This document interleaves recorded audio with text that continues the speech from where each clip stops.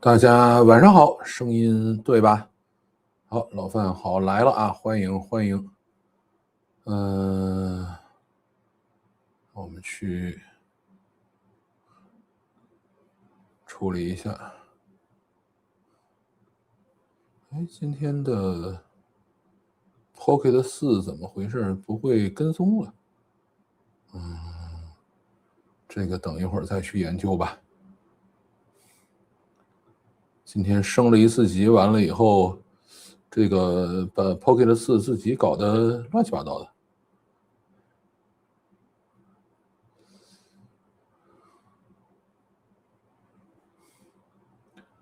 网络还可以哈，大家都能看到我，没有什么问题。那我就把它固定在一个位置上啊。好，那么，今天呢就是老范读评节目，每周呢会有一次啊，这个咱们把一周的评论都放出来。当然了，这一次还是由 AI 去总结的评论啊，那网络是 OK 的，然后这里。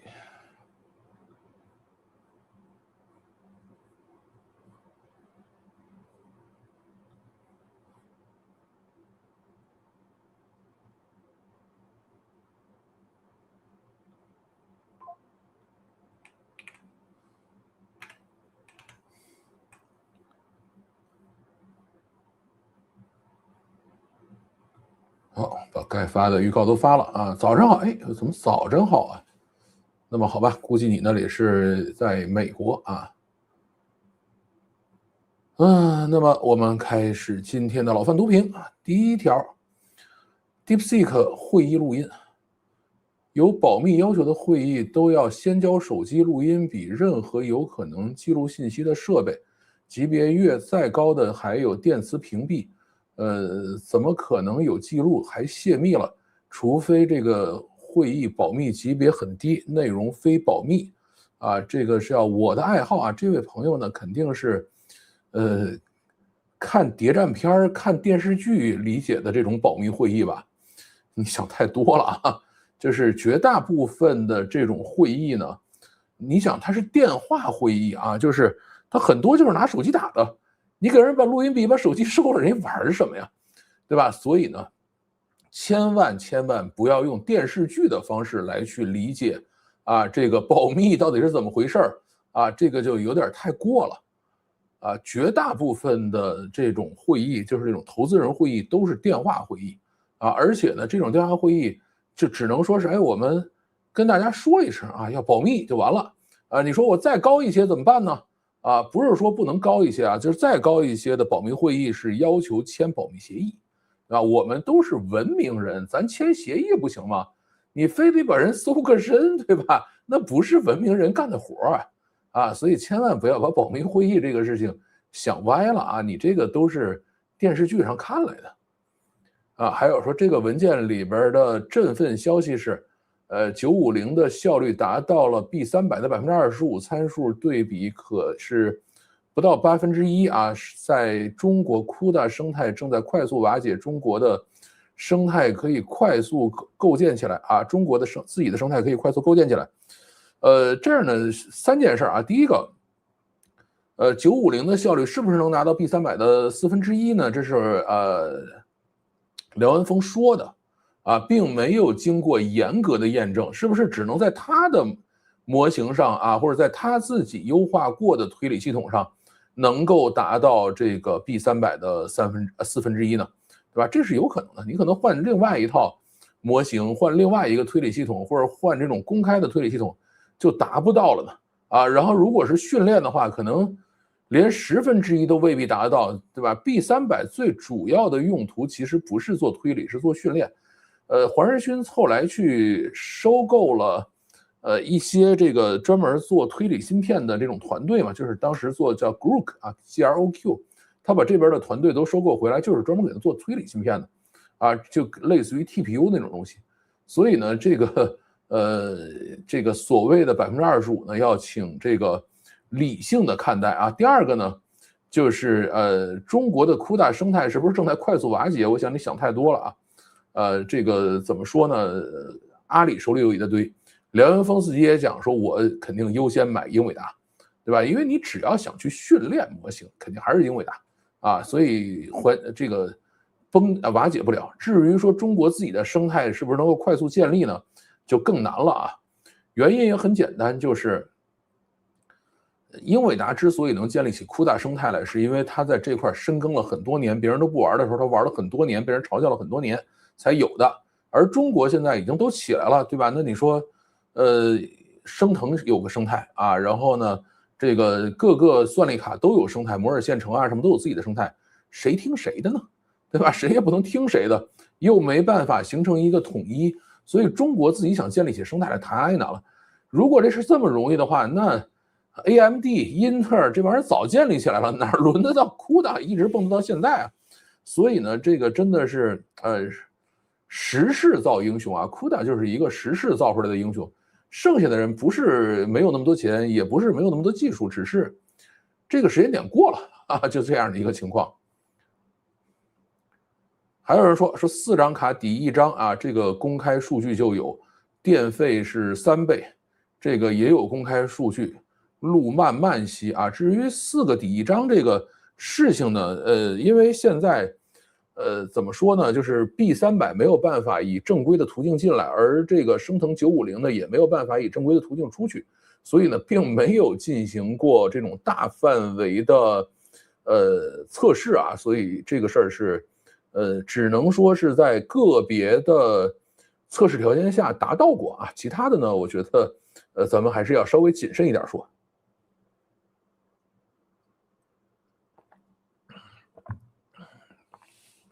就电费我们这个肯定是更贵啊，这个没什么好说的，因为就是你们看我身后这个背景图啊，左边这边的是啊，我现在不知道你们那边看的是左还是右啊，反正我现在申起的是左手，然后呢这边的呢是英伟达 NVL144，就是我要求这个 GPT Image 2去查找了网上的图片去画的啊。然后呢，我右手边的这个啊，就这一篇的呢是华为的升腾384超节点，对吧？它这个里头的散热里面的这种叫做什么呢？这个激光通讯什么都不太一样啊，所以到底是怎么个耗电法，这个不好说。还有人说啊，我估计这记录里有部分真实信息。但是这信息可能来自此会议，也可能来自其他私下访谈，但大部分可能是 AI 编的，因为很简单，梁敢于说自己买英伟达卡的话，实际真实性还是存疑的，只可能是在收走了所有与会者手机的情况下才会讲，而且即便是那样，也没有道理讲这话，这么不对等的投资会议。他完全不需要讲钱花来干什么，你不投自然有人投啊，你不想投就滚，就这么简单。所以他说买英伟达卡这段让这个所谓的会议录音的可信度大大下降了。这个事儿呢，我觉得大家都是猜啊，你愿意信呢可以信，不愿意信呢也可以不信，对吧？至于说投资会议这个事儿呢，你可能没参加过啊。我只能说可能啊，我自己是参加过很多的，一般参加投资会议的这些创始人呢，还是会去讲一些比较真实的话的啊，我相信这一点啊，而且现在 DeepSeek 其实在模型角度上说还是有些落后的，那么他想训练出更多的模型来的话啊，那么最好的方式还是老老实实去买英伟达啊，这个我觉得。不用太去在意。至于梁文峰会不会在什么样的情况下说什么话呢？毕竟我们也不认识这个人啊，就是我没见过梁文峰本人啊，所以呢，他的性格是一个什么样的性格，对吧？他是一个很技术的性格，就是喜欢沉浸在自己的思维里头去讲这些事情呢，还是一个什么样的性格，我们不知道，对吧？所以他到底会不会在这种情况下说什么，这个真的不好说啊。我觉得我们没有必要去对于自己不了解的事情去打保票，他一定会这样，一定不会那样啊，这个是没有意义的。至于说收手机这个事儿呢，刚才我已经讲过了，这是电话会议，收了手机你玩什么呀？对吧？这个就跟问你说，哎，我们要去加油啊，这个50米之外有一个加油站，我们是应该走着去啊，还是应该开车去啊？对吧？您的脑子就想着我们肯定走着去，就50米，为什么要开车呢？对吧？这种问题就是这么发生的啊。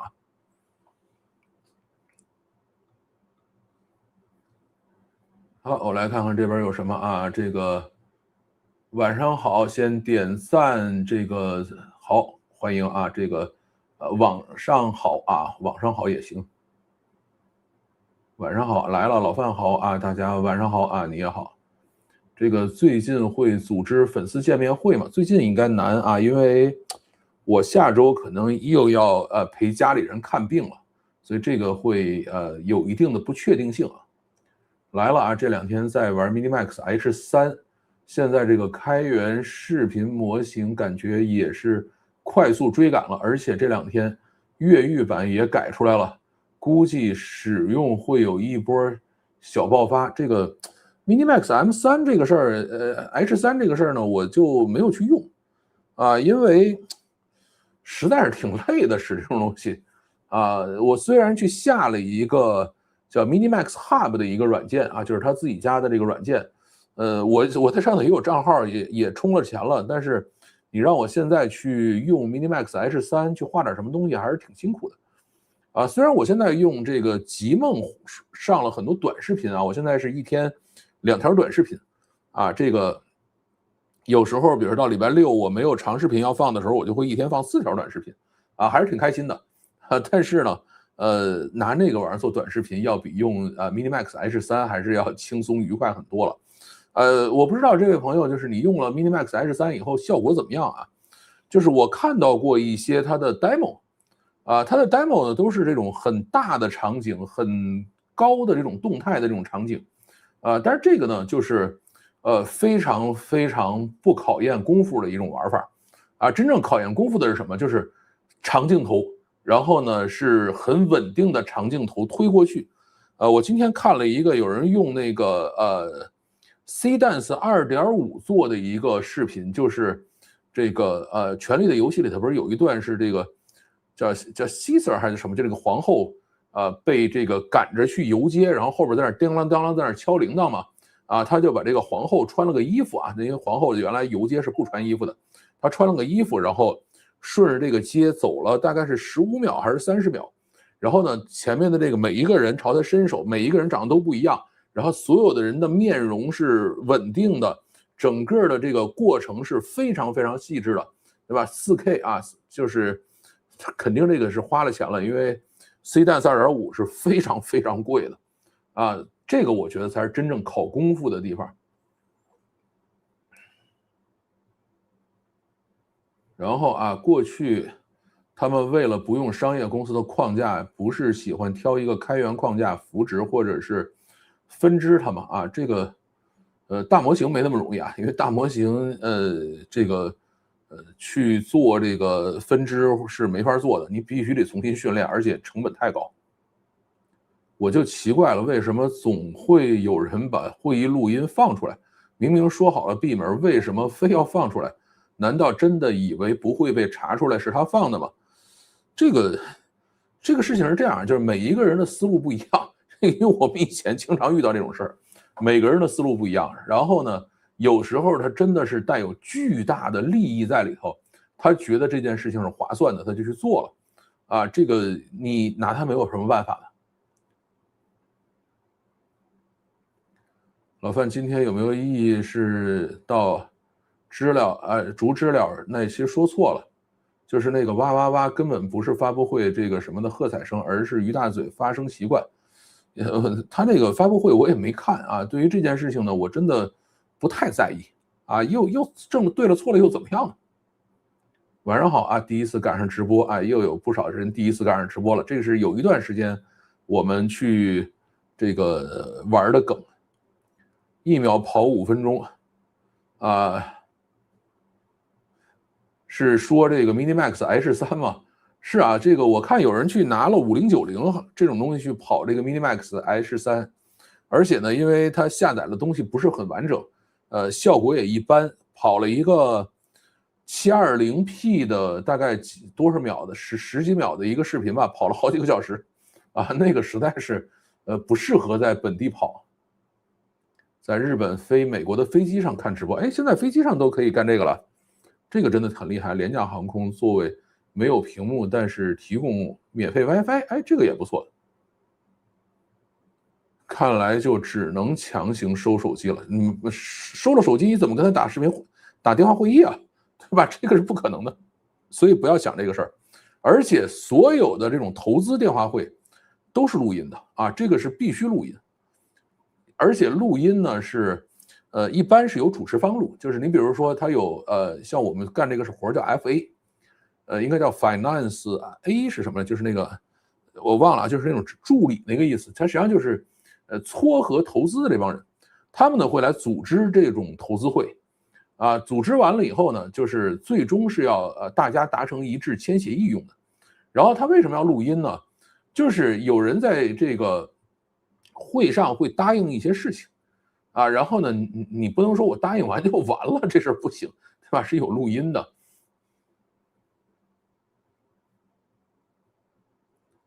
按照 DeepSeek 目前的市场反响，10个月就能收回机器成本，这笔账，能算得过来吗？这是算不过来的啊，想太多了，这是绝不可能算过来的。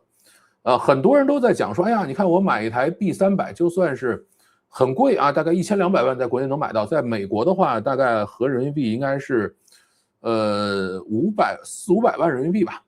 然后买完了以后呢，他算说这个机器一个小时能产多少 token。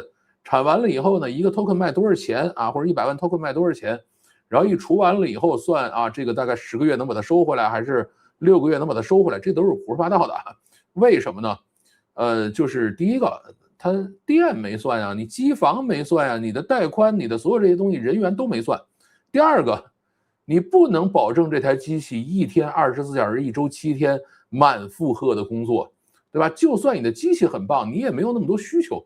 而且它这种机器真的要满负荷了，直接就崩菜了，对吧？它能够去运作的方式，运作的这个效率大概也就是，比如50%啊，或者40%啊，这样的就已经很好很好了。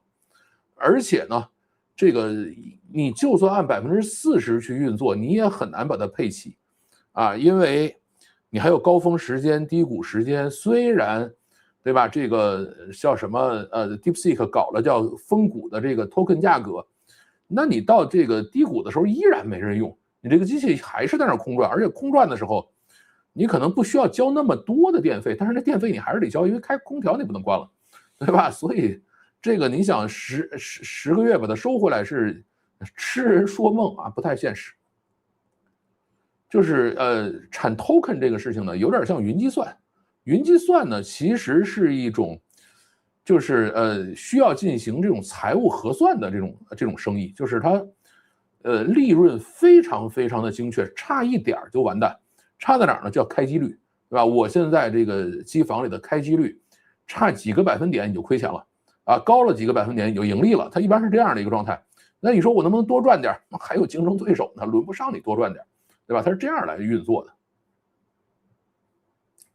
主办方可以录啊，其实大家都录，因为什么呢？就是你比如像我们以前开这种会吧，除了我之外，可能还有助理啊，还有这些人也要开，然后开完了以后呢，他们要去写报告的，要总结的，说今天啊都有些什么事儿，谁答应了什么，谁反对了什么，然后大家都讲了什么话，对吧？最后的数字是多少，他要去写的。你这玩意儿不录音，然后你靠脑子你能记住吗？这不可能的，所以不要想这个。为什么会录音这件事儿啊？感觉录音被放出来，有点像国内流行的把高管朋友圈当成公开信息截图发布。可能有人觉得我不发，别人也会发，所以他就发出来了。这个倒也不是，就是这种东西，就是正常情况下呢，大家会这个叫什么来着？有这个职业道德啊，就是不会放出来，这是真的。大部分情况下还是不会放的。但是呢。总有些人经过深思熟虑之后啊，然后觉得我现在把它放出来，是有这个有利益的可图的啊，所以他们会去做这个事儿。就是他一种可能就是主动选择的，当然还有一种可能是什么呢？就是你想那么多实习生呢，对吧？实习生可能就真的是刚毕业的或者什么样的人啊？那你说这种人，他图个新鲜或者出去这个炫耀一把，这个都很正常。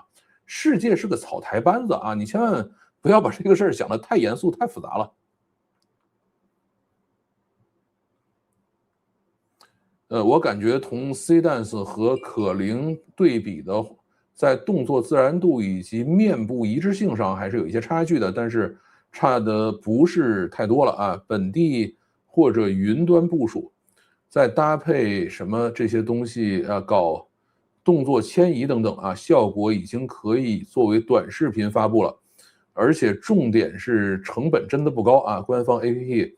我倒觉得性价比很一般啊。欧区的海螺用着，相比可伶甚至极梦都没有什么价格优势啊？为啥？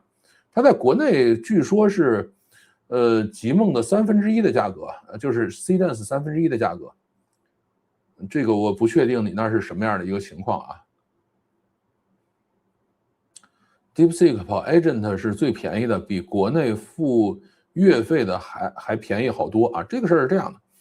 就是你像这个谁，这个 OpenAI 前2天不是把 GPT 5.6 Luna 给降价了吗？降了80%的价格，就是让它去跑 Agent 的。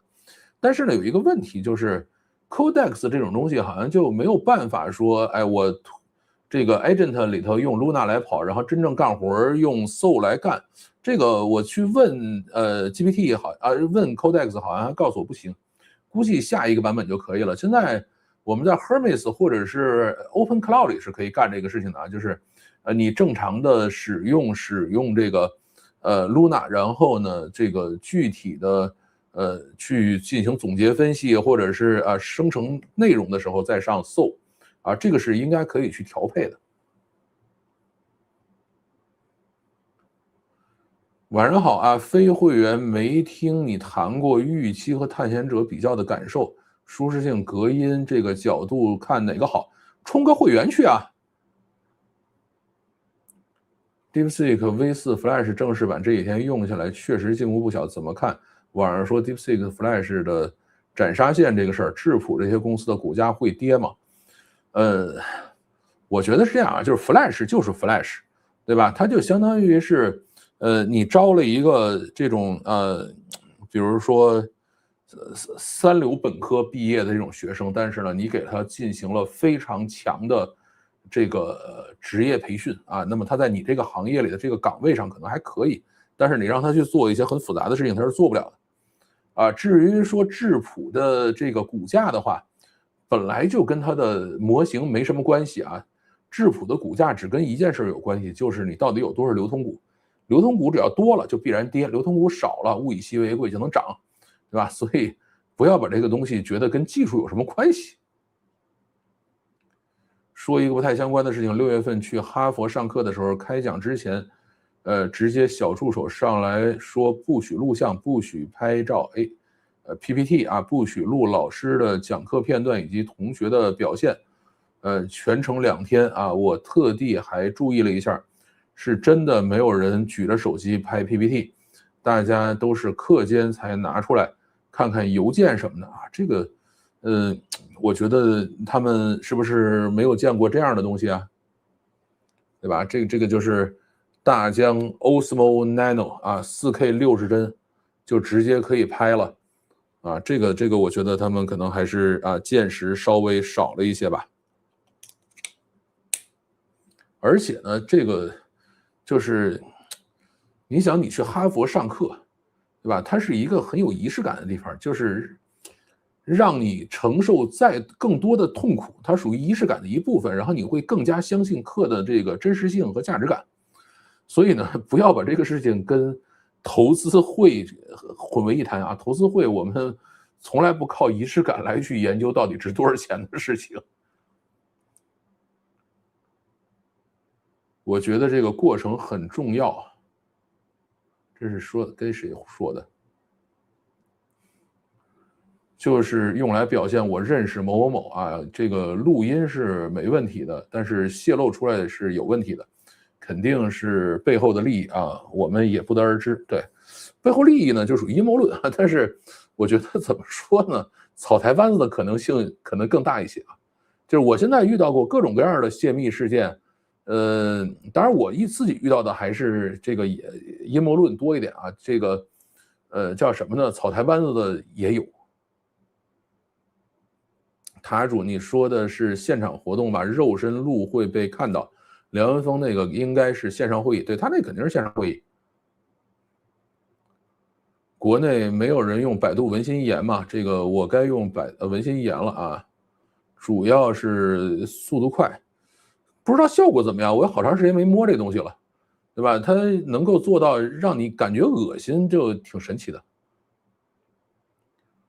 就算保密会议，也有人带手机，一部手机放在这个屏蔽柜里，一部带进去。这个，如果有屏蔽柜你还带进去的话，那么确实是有问题的。通常给了屏蔽柜，大家就要这个知道了，就是屏蔽柜其实并不是说本身有多严格，其实就是一个信号说，哎，这个大家注意，很严格，就是实际上干这样的一个事情。就是我们如果遇到有屏蔽柜的这种会议的话，肯定不会去做出格的事情。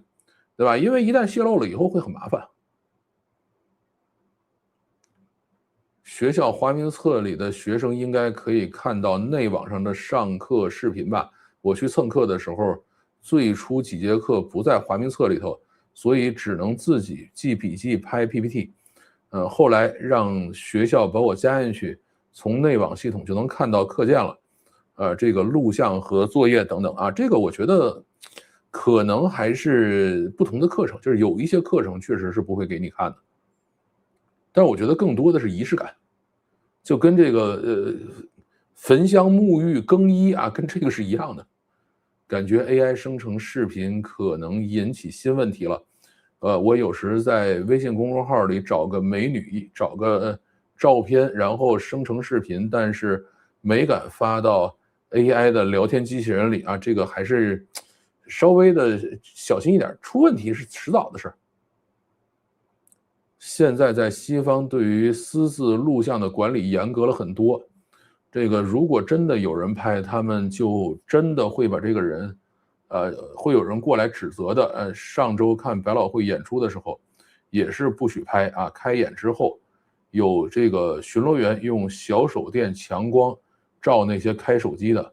我背后一个白人妹子不知道为啥非要拍，这个结果直接被这个保安带走了。下半场才让他回来啊，好吧？他有的时候这个电影啊、演出啊，其实拍是一方面，另外一方面其实是他用闪光灯啊，这个也是比较讨厌的。有些人可能非要拍的目的就是告诉大家说，你看我真的来了，对吧？也没有什么别的，并不是说要把全场录下来。现在国内呢，你比如看脱口秀啊、看相声啊，确实是要收手机的啊。原因是什么呢？就是他们经常讲一些不能说的东西。然后被传播出去以后呢，导致整个行业遭受损失，或者有些人就直接被封了，对吧？这个大家后来就变小心一些了。Meta Glass 2不是也很难发现啊？对，这种东西都很难发现，就是你真要想拍，有的是方法拍。现在基本上课件都会放在网上让学生下载，不过从教学的经验来讲啊，国内是怕录像然后公开或者举报些敏感内容，国外更多的是怕私下和学生有什么矛盾没有证据，然后直接被捅出来泼一身脏水啊，这个那就不了解国外的事情，国内确实有举报的。文心一言我偶尔用在线聊天界面，专门用于中文对话场合，其余大多数还是用美国 AI，知道他们都能用中文交流，但是不想弄混，大部分时候还是希望他们好好给我输出英文，好吧？我们那个课是不行的啊，全程不许拍照，我觉得这个还是更多的是仪式感。加班呢啊，先打个卡啊，你还是要好好上班哦，不要摸鱼哦。你觉得国产模型哪个比较好？编程用的话，千问加 MKimi，DeepSeek 倒是不太贵。但是貌似编程水平也那么一般般。是的，我觉得现在的话，可能还是 Kimi K3会更好一些。现在就是演员和老师什么的啊，都很讨厌观众拍啊，影响表演。是的，像前面那个世界杯，专门有这个女生啊，男生女生不管了，这个性别不重要啊，他们会干嘛呢？拿激光笔去打那个守门员，就是比如这边罚点球了，然后他在后边拿激光笔去照人眼睛，啊，这个是非常讨厌的啊，就是你有可能会影响比赛的。那个是商学院的一个管理课程啊，我估计可能在场的有企业高管，而且很多讨论都希望大家不要政治正确啊，敢说真知灼见。我觉得这还是很好的啊，是这样的，就是保护大家的，就是现在禁止拍摄，其实很多是为了保护这个人啊。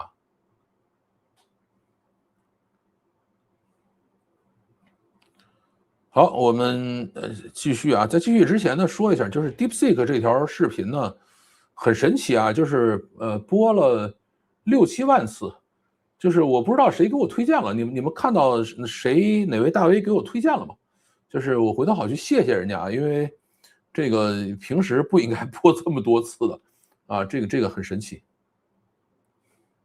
不光是播了这个6、7万次啊，还这个涨了可能是上千的关注，这个视频啊，这条视频真的是非常奇葩。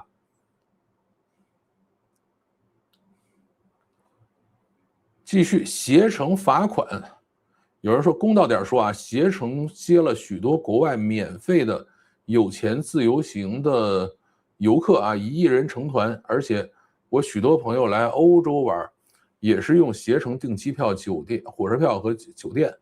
这个怎么叫免费呢？这个啊，免签啊，免签是不能是免费，免签是这样的啊，就是它肯定还是挺方便的，就是携程的方便性还可以，但我觉得有 AI 以后会有更方便的方法。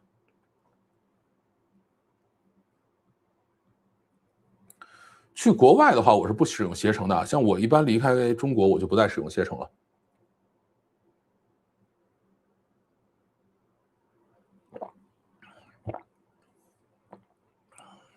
黄仁勋鼓励开放权重这条，有人说老黄就希望所有公司都可以建 AI 数据中心，开源了，大家都可以买芯片，这是必然的呀，他就想干这件事嘛。所以老黄的动机我也分析了嘛，第一个，这个散兵游勇就只能买英伟达，因为它兼容性最好啊。如果大家都变成几个巨头了，就大家都自己出去定制芯片去了，跟他没关系了。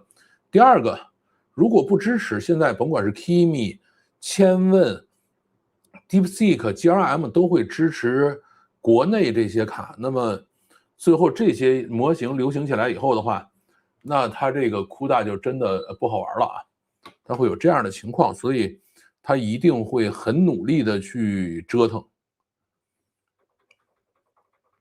还有人说啊，说这个开源大模型其实有很多魔改空间，例如针对场景的后训练。目前主流的开源分3级啊，不算太小的，小尺寸的50B 以下，NVIDIA 的 DGX Spark 就能跑。我家就买了一个中尺寸的100到200B，这2级一般公司甚至有点资源的个人也是可以去定制的，从最简单的什么到这我们就不说是什么了啊，这个就是 LoRa 其实还是比较简单的啊，然后这个到权重的微调啊都能够搞，大尺寸的接近 T 级的，估计今年会普遍过 T。英伟达自己出的也是这3个级别，玩大的需要的是大公司，但美国能在这个级别上魔改的公司很多。如果英伟达的模型再改1、2版，追上中国的旗舰版，这没有理由做不到啊。那很多美国公司和个人都会转向在它的模型上魔改。英伟达做开源有很强的商业意义，但它能够成功如果它能够成功，微软、亚马逊未必不动心，他们本来就在做，只不过规模较小啊。这个事儿呢是这样，英伟达呢，我不认为它能把这东西做出来啊，因为英伟达这个公司还是很神奇的，就是他们自己做芯片做得很好啊，也就是芯片设计做得很好，芯片加工呢还是后面的台积电芯片做成板卡，后面还有一大堆的公司在去干活啊，它只做芯片。然后英伟达的所有的软件都在于围绕芯片去干活，英伟达也出过一些真正能用的这种软件，但是呢都普及不起来，因为怎么说呢，就是一个公司它还是有调性的，它的调性就不支持它干这件事儿，所以你认为英伟达短期之内能够做出这种超大型模型来？我真的不这么想啊，英伟达这帮人其实挺抠的，啊，他的所有的钱宁肯是就是左脚踩右脚啊。你比如说，我把这个钱拿出去，给这个 OpenAI，你来买我的芯片，或者我把这个钱给出去给其他人，你们来买我的芯片，他更喜欢干这种事儿，对吧？他们没有那么多钱去真的做一个模型，做大模型这个事儿呢，还是要真的好好花钱、花时间、花心力，对吧？去孤注一掷才有可能把它做出来。像英伟达这种啊，这个就是吃喝不愁的这帮人做不出来啊，不要想这个事儿。有人说你是不是不了解英伟达自己已经推出了开源大模型了，大中小3款已经比较接近中国大模型的性能了，可能还稍差一点，但是基本属于一个档次了。一年里头追平反超啊，有不小的可能。英伟达是最不缺算力的，最不缺钱，他不用开源赚钱，他希望大家都拿他的模型去部署、去魔改，反正最后都是买他的卡啊，用他的 CUDA 啊。我觉得，你说我不了解英伟达也可以这么说，毕竟我没有在英伟达上过班啊，但是跟英伟达呢还是打过一点点小交道啊，而且时间很长啊。英伟达从头到尾做的这些东西，很少有最终能够去C 端部署的东西，除了它那个游戏显卡和游戏显卡上面的这些驱动之外啊，其他都没戏。咱举一个最简单的例子吧，你想他做游戏显卡的，到目前为止他没有做出过任何一个游戏引擎来，对吧？游戏引擎都是什么呢？谁在做？Unity、Unreal，然后可能还有一些就是游戏厂自己的游戏引擎。游戏厂自己的游戏引擎呢，好多都是拿 Unity 和 Unreal 这种东西出来改的。然后还有一个游戏引擎叫 Cocos 2D。英伟达，你说在这做过尝试吗？做过，好多好多年了，就是做不出来，对吧？所以呢，这个你也可以觉得你比我更了解英伟达啊，没问题啊。但是我觉得就是上来觉得你懂你不懂这个事儿没什么意思，对吧？咱们老去探讨这个事儿，就跟这个配药似的，老师傅似的，上来你配吗？你配吗？啊，这个没什么意思。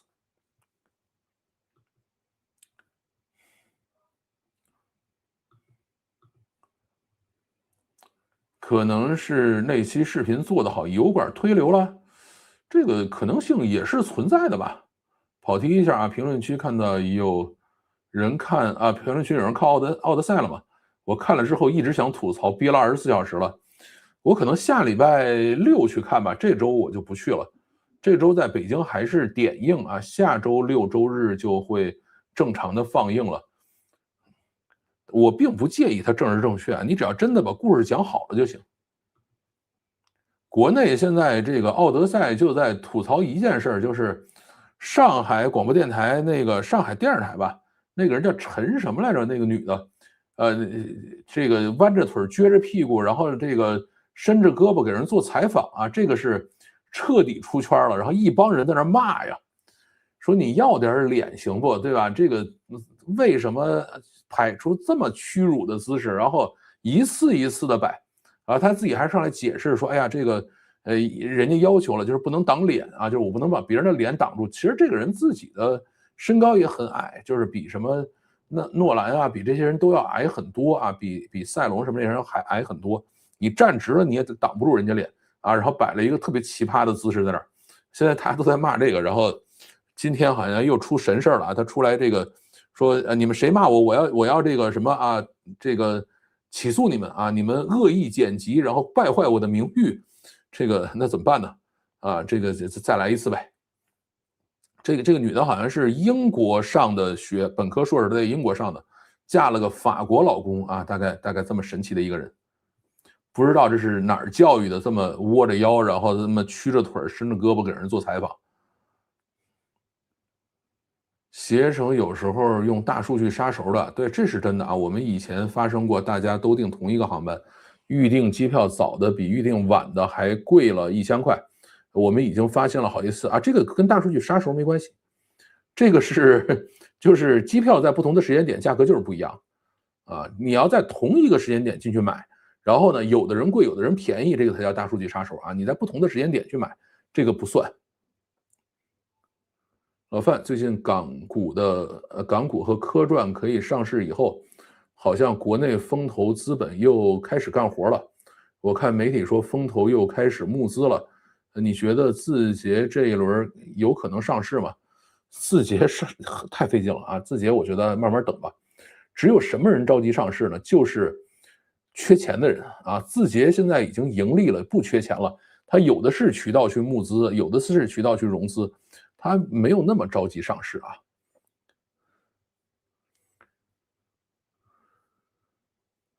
我把话放这儿啊，这个电影感觉会翻车的，好像国内评价还挺高的，我不知道啊。携程也就是订单管理比较好用，界面好看些而已，后台接入的票务分销系统大家都一样，就那么几家，美国的 Sabre 和欧洲的这个我就没用过了啊，国内区域性的就是Travel Sky 啊，这个就不了解了。我觉得他们家的界面挺丑的，只需要4个交易日，AI 股反弹，杠杆盘估计死太多了，AI 股对散户不太友好了，机构都在反向收割，这个东西就没法说了。前面那一轮呢，大家都觉得是在去杠杆，那谁挂杠杆谁死呗。现在是确实在反弹了啊。视频突然爆火 ，YouTube 后台的触达分析看了吗？看了呀，这个就是他，但是谁去给你推荐了那是不说的啊，他只是说你的数据突然变好了。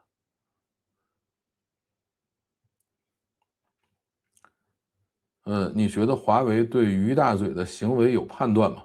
国内这么多人反感于大嘴，甚至开始反感华为，他们不自知吗？还是说其实反感于大嘴的是少数？这个事儿呢，因为你没有办法统计，所以不知道是多数是少数。至于华为呢，它有时候就跟皇帝的新衣似的，对吧？你光着，但是谁能说呢？谁也不能说，啊，它就是这样的一个状态。你真在华为里边上班，你真去说吗？跟大家讲一故事吧，这个不说是谁了，也是我们的一位付费会员啊。有一次是从加拿大跑回来啊，找我吃饭，然后呢就讲，他说他华为的啊，是加拿大华为的，然后这个岁数也很大了，就是肯定没有那么年轻了。说回来以后发现什么呢？没有共同语言啊，就是跟任何人说不清楚了。为什么呢？因为新招聘的华为的这些年轻员工啊，底层逻辑缺失。然后呢，当你去跟他们进行逻辑推导的时候呢，突然在某一个点，这帮人就破防了，所以就发现已经没法说话了啊。这个你要去理解一个缺乏底层逻辑的一个机构，他们内部的这种沟通是怎么去进行的，还是挺魔幻的。字节现在就是一版活脱脱的印钞机啊，一级投资者都喜欢啊。它现在，但是也很麻烦，你投进去了以后，你不知道怎么能退出来啊。它毕竟没有那么自由的交易嘛。不仅仅是政治正确，我早就不在乎那个肯尼亚版本的美女海伦了。那个美女后来被毁了半张脸，然后她男伴跟别人介绍她的时候说啊，都说她的脸值1000艘船换来的，现在只值500艘船了。好吧，这个不要剧透啊，我还没看呢。诺兰要晚节不保了，应该不会，它的票房应该还是很好的，它只要票房够，就不用太担心这个事儿。好，你们都点赞了没？啊，没点赞的都去点个赞啊！咱们现在还不到200人呢。咱们继续，国产浸没式 DUV 光刻机这条啊，从2800进场 all in 就一直没动，这2天看了一眼，又回吐了50-60个利润了，还是，但是还拿着啊，有执着，有执念，等以后2个女儿结婚，1人1半，全当嫁妆啊。这是有一半啊，有一只就是光刻胶啊，这个不知道您是买的哪只股票啊？那坚持吧，那没什么好说的。然后很多都说错了啊，这个叫什么给 Texan 给这个麒麟9010做膜片电竞观察的时候，就已经找不到 ASML 的这个对准标志了啊，说明2年前中国就已经在用自己的浸没式 DUV 做5.5纳米芯片了啊。那您信这个，您开心就好，这没什么好说的啊。这个2年前中国就有5.5纳米的这个浸没式光刻机了，这个开心就好啊，开心就好。你要信这个，我真的没什么可说的，对吧？那么继续啊，老范对于信息开源，没求证啊，对于信息开源没有求证，日本根本没有停止对中国出口这个光刻胶啊，这个很多家媒体辟谣了，这个说法过一段都有炒作一遍，一般都是那些炒股的忽悠散户。光刻胶这个市场全球其实很小，日本、韩国、美国都可以生产，国内的光刻胶也有量产啊，就是这个 ARF 光刻胶也有量产，小批量出货。可能是没有认证，或者是这个经过没有生产线验证，好吧？这个事儿呢，你既然提了啊，那么我去详实的查证一下吧。今天我就没有办法说，到底谁对谁错了，中国光刻胶跟日本光刻胶到底是怎么回事？我现在查到的是什么呢？就是他们应该是在6月多吧，是说了，就是现在停止接收订单啊，然后到叫什么的时候呢？到这个叫什么时候？到这个8月1号还是到9月1号开始，就是所有的订单就没了啊。那么到最后肯定会停的，现在可能还剩库存啊，也就是这样的一个情况，而且这个东西好像还没法存。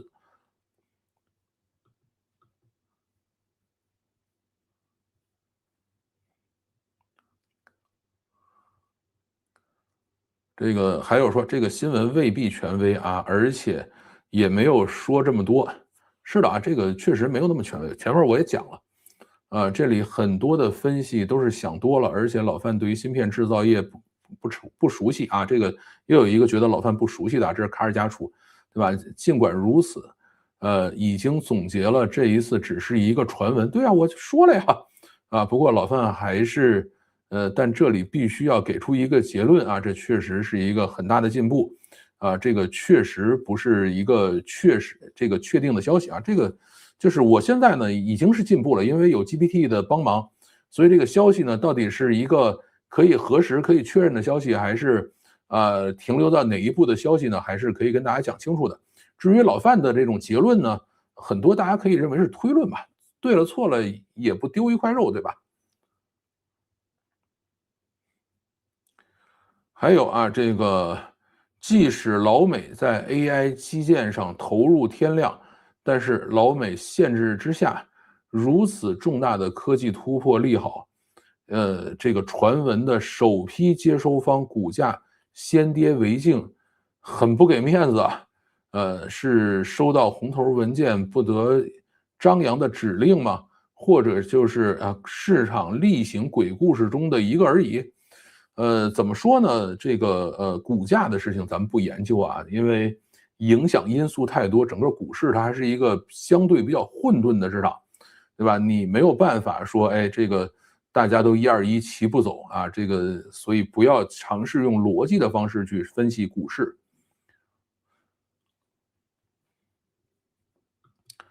上周五读评啊，这个有人说希望还是上字幕，可以这个佳慧对北京腔不熟，可以佳慧对北京腔不熟悉的人都有字幕啊。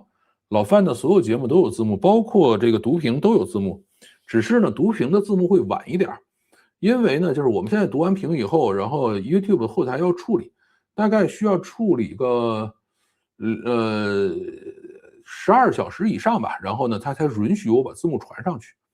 就是你看到上面开始有什么简介呀、分段啊，就我已经把字幕都识别完了，都校对好了，对吧？他只是不让我上传而已。这个是YouTube 的一个小的 bug 吧，可以算是。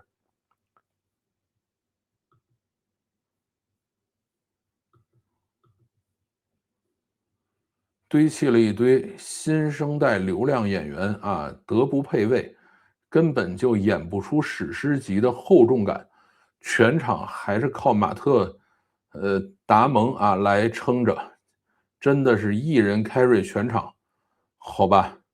看来这个荷兰弟和这个赞达亚你也是很不喜欢呗，对吧？还有这个塞隆应该是个老人啊，对吧？其他的我就不了解了啊。可能还有一些老的这种影后啊什么的也都有。不剧透，不剧透，对你等着我去看嘛。这个触达分析页面，观众从哪儿来找到这个视频的页面下头有一个推荐了该视频的内容？好吧，它一般都是5个，因为像我的这个内容呢，就是他推荐的人一般就是这些人，就是他就是来的人一般就这么几个啊，不会有特别奇怪的这个出处。而且呢，这个通常就是如果有人推荐我了，会有一个特别高的高峰，然后这次没有高峰，是很稳的把这个视频放掉了。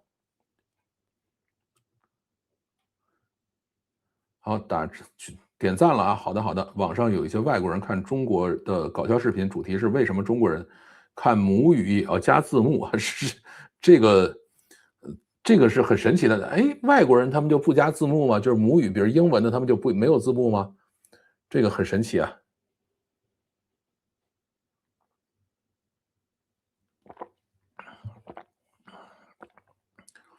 我不了解为什么我们中国人啊看母语也要加字幕啊，这个可能觉得加了字幕高级一点，应该也不是。这个回头再去研究，这个还是真的很神奇。好，我们继续。Anthropic 购书购书毁书这个事儿啊，就是扫描毁书这个视频，说难道问题不是这些书是有版权的 ，AI 公司直接用这些版权的数据来训练没有问题吗？这个问题是这样，就是我买了书了，然后呢，这个书真的是我花钱买的，那我买完了以后，我到底是拿回来看，拿出去教学生，还是拿来去训练模型？它这个版权协议里并没有写的很清楚啊，对吧？因为以前没有这个选项，对吧？他只要求说，哎，你不要影响我卖书，对吧？你比如说，你拿了以后自己去盗印了啊，然后你印了500册，你卖了，让我少卖了500册，这事儿不行。其他的，他这个版权协议其实不怎么管的。说以前在日本啊，也是有扫描书籍转为电子档的服务，很多后来，都算违法的行为。你自己扫，你自己用没问题，但是帮别人扫转电子档，这类服务是不行的。就像是影印书籍一样，影印店是不能帮你影印整本书的。影印几页也许可以啊，这个有法律漏洞，是这样的。就是因为你影印了以后，它等于这本书就没有卖掉嘛，它就最后还是要把书卖出去。啊，还有人说我读了很多很多的书，经过努力，然后成为作家，原书的作者起诉我，能赢得了官司吗？这个你想多了，这个事儿是不太可能赢的。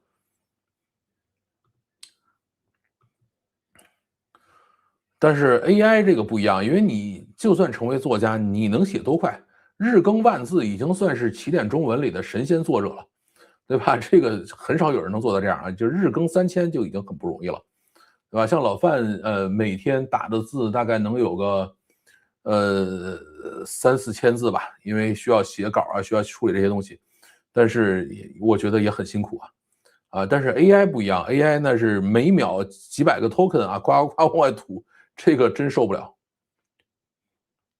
还有人说，我作为有近万册纸质藏书的阅读者，倒是不介意科技公司读完即毁，就像是李敖先生，既是个读书人，也是个毁书人，他就是用拆爆的手段蒸馏了知识。未来只要还有人去读完整的书本，还有人在泥沙俱下的阅读那些，这个世界就不可怕。怕的是华氏451里头的场景出现，或者是被爱德华几本严重啊，这个媒介真的淘汰了信息。看看纸质报纸的消失对这个世界新闻真实性的改造，不知要多久才能回归正常的求真之路啊。这个能有上万本书，您这个还真的是一个大的藏书者啊，表示一下敬意。但是至于说求真之路这件事儿呢，我觉得可能永远也回不去了，对吧？到底什么是真，什么是假啊？这个事情老范是有自己的看法的。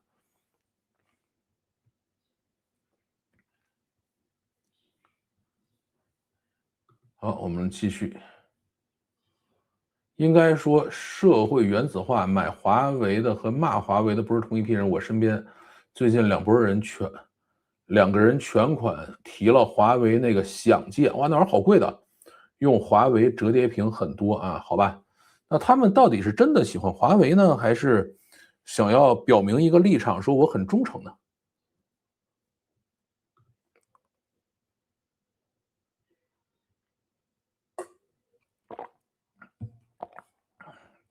荷兰弟已经尽力了，赞达亚我觉得选角有问题啊，真的不适合他。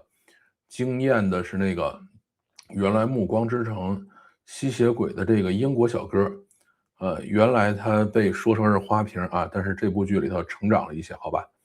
这个咱们一点一点来。中国的官方大电视台啊也没有字幕，但是综艺节目全都是有字幕的，大概是这个原因。这个我还真的得研究一下，这个很神奇。新人的普通话不过关啊，是吗？其实我觉得有一段时间是看港台电影啊，所以都有字幕。以前能上电视的话都是普通话过级的，现在人人都是自媒体，普通话多样性又多了。这个也有原因吧。我加字幕的一个最主要原因是，什么呢？就是有时候我自己口齿也没有那么清楚。另外一个呢，就是我的字幕本来是给机器看的，本来不是给人看的。就是 YouTube 它有自己的推荐算法，有这些东西，然后我要给它一套全套字幕呢，是可以帮助它的推荐算法更好的来推荐我的内容。不同地区的大陆人互相听不明白对方讲的中文很正常啊。我过去的南方女友听王自健的相声都听不懂啊。这个，我没有南方女友，没有这种体验啊。很多偶像剧都是要后期配音的，这些演员自己的普通话都东北口音，不是据说有一些演员上来喊1、2、3、4、5、6、7、8、9、10吗？这个我不知道这是真的是假的啊，有可能只是个传说而已。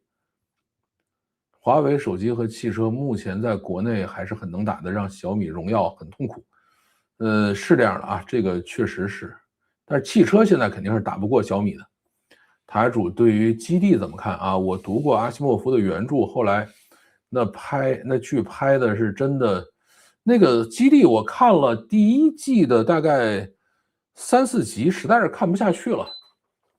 我现在能够追的剧就是 Silo 啊，这个叫做《末日地堡》，现在在第3季已经演到第5集了，其他的剧我也看不动了。想起之前参加华为的线上面试，技术岗一般都是先参加机试，多为算法。这个机试过了，基本上是全分过的。但是那个类似于服从性测试的环节，死得很难看啊！当时压根儿就不知道这一层，现在全都了解了。后来又联系我了，我说你们政审把我毙了，然后又解释说你们这个机试挺好的，又要跟我约时间面试，我直接果断拒了。很少有参加面试这么心累的，还有他们那个部门之间感觉都不通气，感觉就是把你毙了，还要鞭尸一下，是这样的呀，就是把你毙了以后。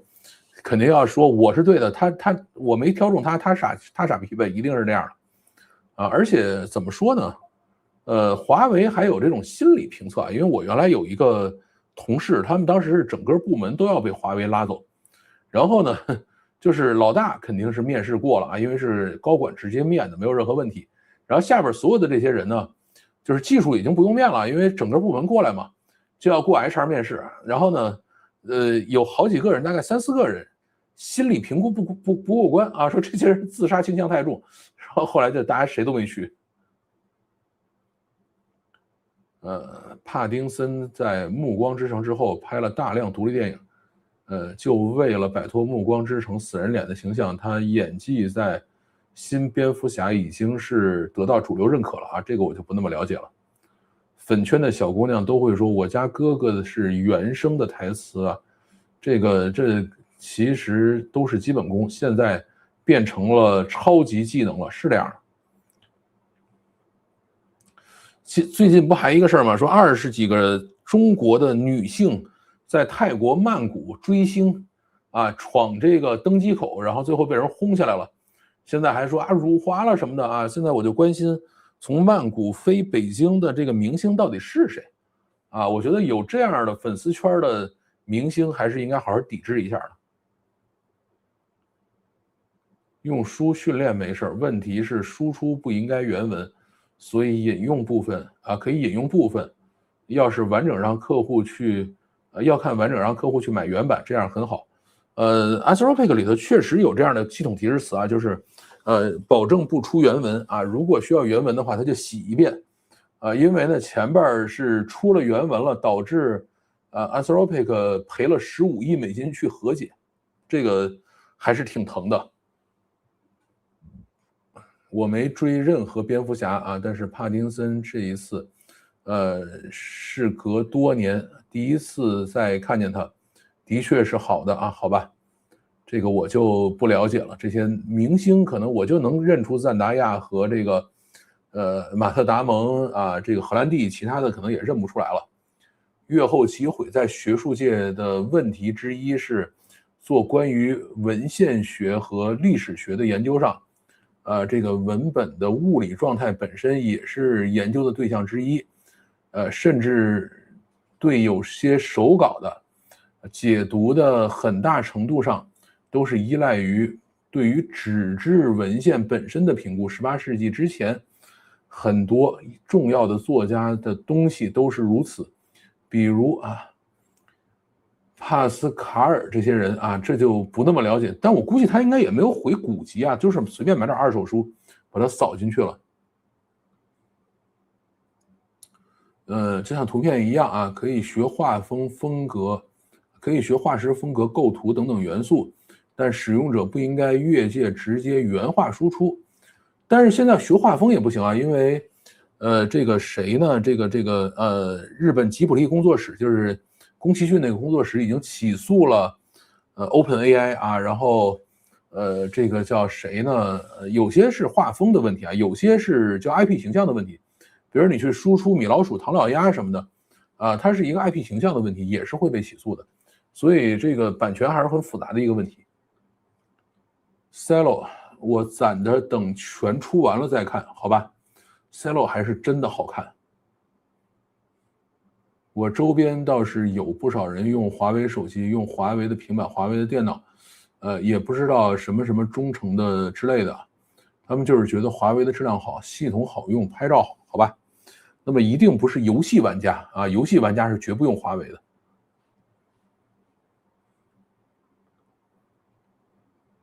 我还在看《怪奇物语》白莲花啊，《怪奇物语》我最后一季就没看啊，我准备把 Cello 追完了以后去把最后一季补了。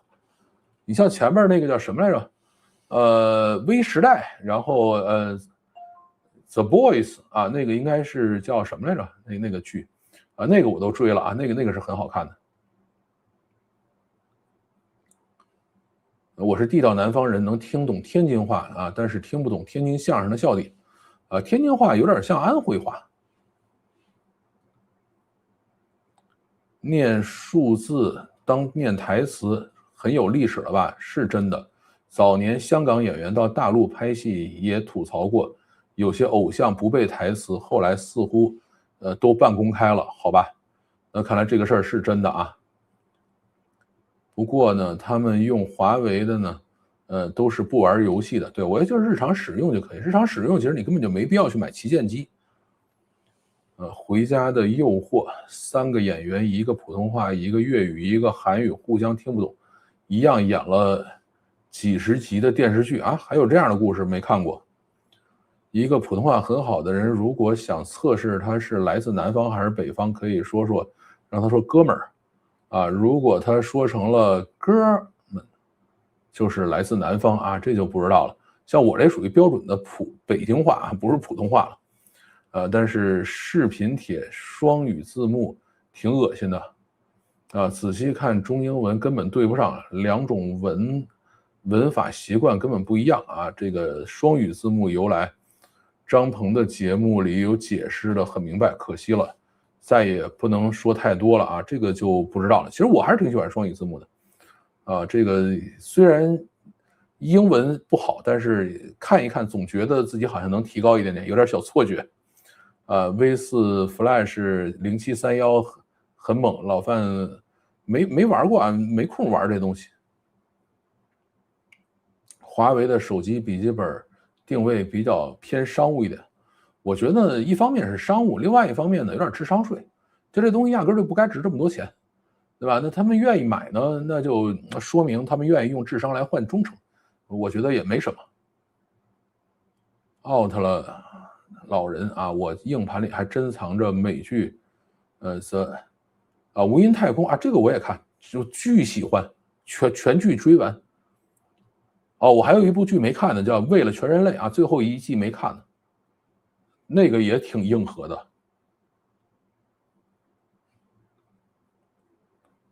我完全没明白赞达亚为啥红，就因为人种嘛，那个也是很神的一个人啊，据说是他最早好像拍什么亢奋还是什么，反正拍了好多电视剧啊，然后自己也是这个他是模特出身还是什么，我不太了解啊，反正是很神奇一个人。你对小米、vivo、OPPO、华为定位，对比小米、vivo、OPPO 啊，华为定位偏商务，那行呗，反正就是这个人傻钱多呗。黑袍纠察队，哎，对，叫这个名字，叫这个名字。现在这个脑子有时候就是，我觉得我可能会得这个老年痴呆啊。游戏玩家现在可以选 Mac，别选，还是老老实实买游戏本。黑袍纠察队难得的重口味剧，善始善终，高赞作品，绝对的啊，非常非常赞的一个作品。他后来那个什么，就是那个衍生剧也做得非常好。看过当年哪吒啊，北美院线贴的英文字幕，感觉笑死了。他能贴什么英文字幕？不知道啊。赞达亚算是童星了，小时候就是音乐剧舞台，这个后来真出圈是什么？这就不了解了。拍了一个饱受 ADHD 和药物成瘾折磨的高中生，表演很精彩，剧也很棒啊。这个是我说那亢奋吗？今年刚刚完结，应该是亢奋，但是这个词我不认识。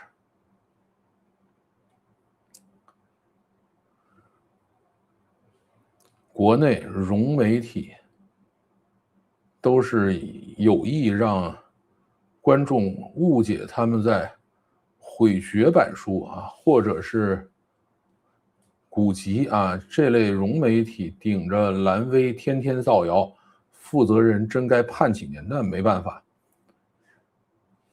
有人就愿意说这个，怎么能够拱火怎么说呗。以前从 Apple 无缝转到华为，后来，用不下去了，换了其他国产，发现华为吹太过了，其他品牌一半的价格，体验不输的。是的，华为这个反正忠诚吧，就不要再在意价格了。赞达亚是迪士尼的童星啊，有观众基础，这就真的不那么了解啊。这个华为的电子产品毫无性价比，它怎么说呢？就是品质确实还可以，但是性价比就别追求了。赞达亚我第一次看其实是沙丘啊，我是沙丘1、沙丘2这两个电影非常喜欢，就是我很少有电影会反复看，但是沙丘1、沙丘2我会反复看，真的喜欢。当然主要喜欢看的还是甜茶以及他妈啊，就是那个 Silo 里头那个女主啊，我一般就是记不住这些人的名字。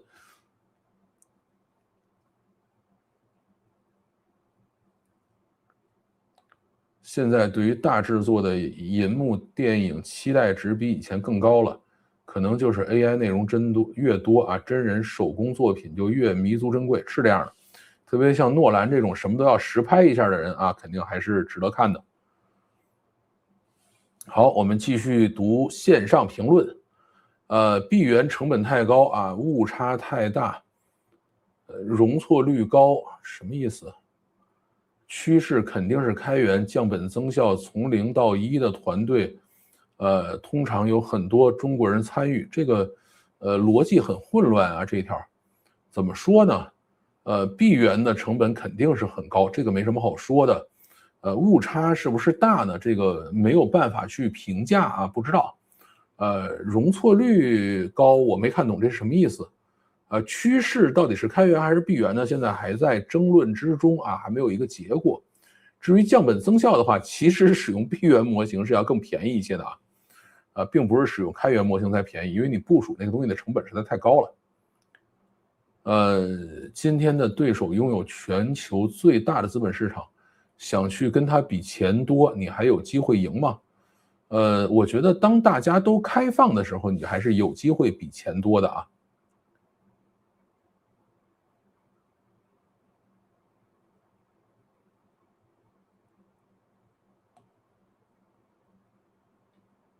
还有人说你不要老把中文字幕放在英文字幕，放到英文字幕部分，我没有英文字幕，超过10个视频了，这种情况我的双语插件就失效了，什么意思？我没遇到过这种情况，因为我都是只上传一个简体中文字幕啊，怎么会有这个双语插件的问题？我不太了解你到底遇到了一个什么问题啊？我上的都是中文字幕。还有说这个开源意义在于平权，不在于确定性。你说的4个确定性，闭源模型都能够解决。有云代理商就行了，去云代理商那里买服务就行啊。这个平权呢是开源啊，开放权重跟平权其实没什么关系。给你一个这个需要1300万服务器，1300万人民币服务器才可以跑得起来的模型，你就觉得平权了吗？反正我是没有那么多钱去买服务器的啊。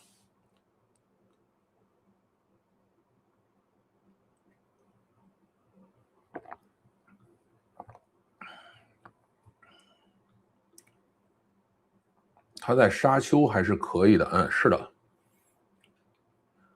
年末沙丘3那个我是肯定要去电影院看的啊。沙丘2里头我最喜欢的，沙丘1里头我最喜欢的一个片段就是，上那个盒子啊，让这个甜茶把这个手塞到盒子里，然后他就，完全靠表情的这种表演，然后去出这种恢宏的感觉。然后沙丘2里头呢有一个是驯服沙虫啊，那个场景实在是太帅了。另外一个就是最后走进去这个成神这一步。对吧？他说我要带领你们去一个绿色的天堂，哇，那简直是看得我热泪盈眶。为什么华为这么多人去黑它？虽然我不是华为的用户群体，我也不会用他们产品，但我也不会刻意去黑它。啊，黑华为呢是这样的，就是，他确实干了很多让人讨厌的事情啊，比如说出来喊遥遥领先。出来去做很多违法的事情，然后呢，他违法了以后呢，只能他说别人，不能别人说他，对吧？这样的呢，那只能是，大家讨厌他啊，那没什么好说的。沙丘的那个角色是真适合他，但是奥德赛那个角色感觉是硬塞进去的，那就不知道了。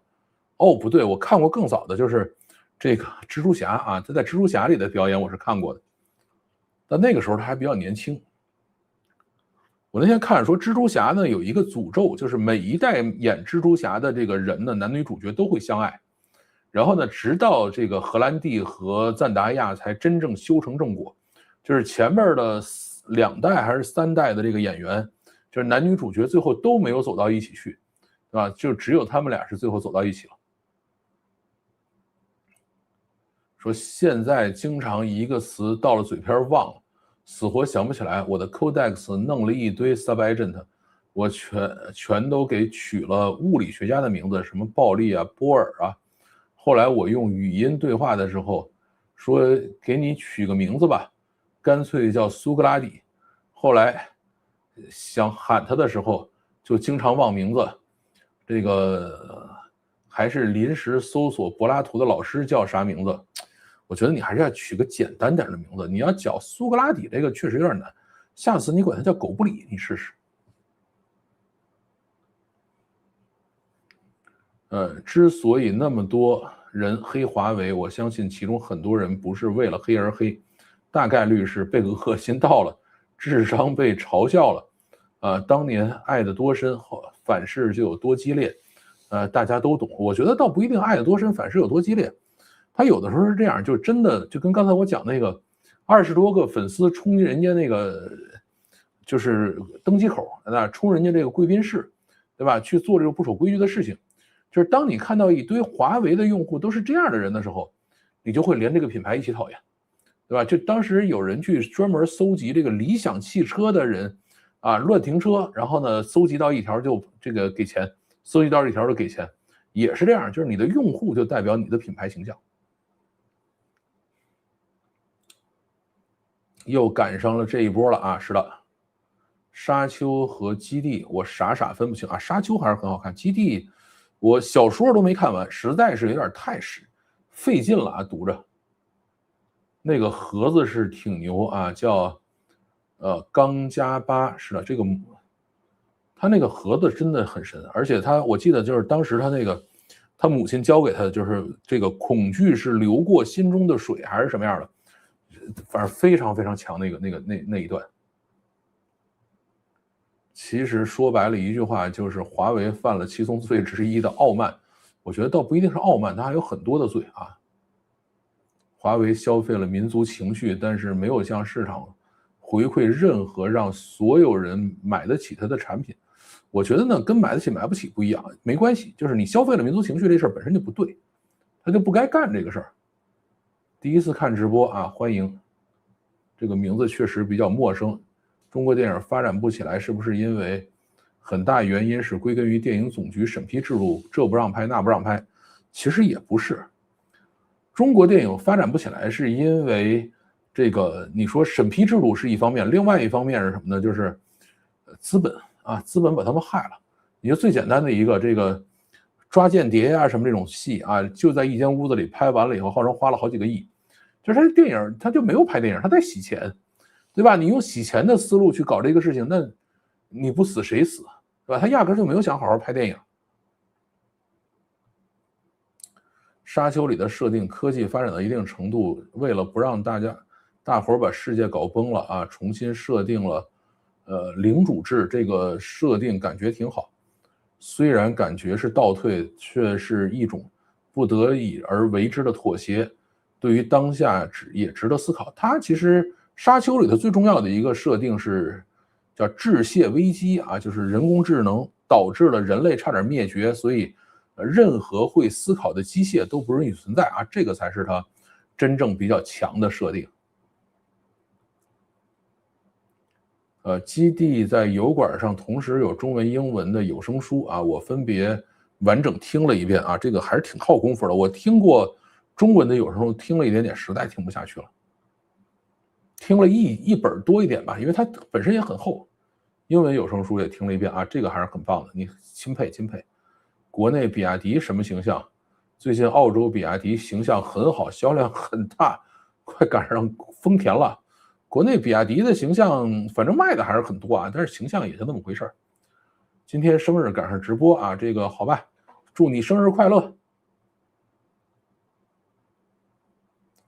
伊朗电影审核也挺严的，也不乏很优秀的电影。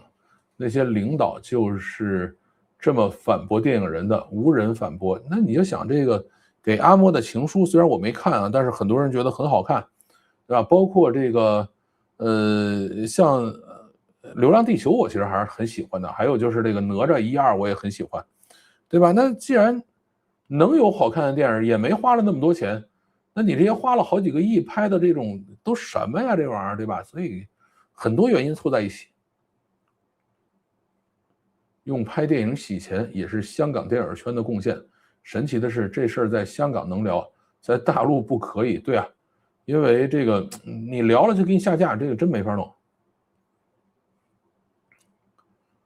继续啊，这个马斯克与经济学人对吵这个啊，真的是先射箭再画靶子，而且只能如此。这次记忆体的回忆，这次记忆体的回档，我的美光从1200的时候就设立了看空监控，但是因为牵涉到基本面的反转数据 ，AI 一直没有给我做空信号。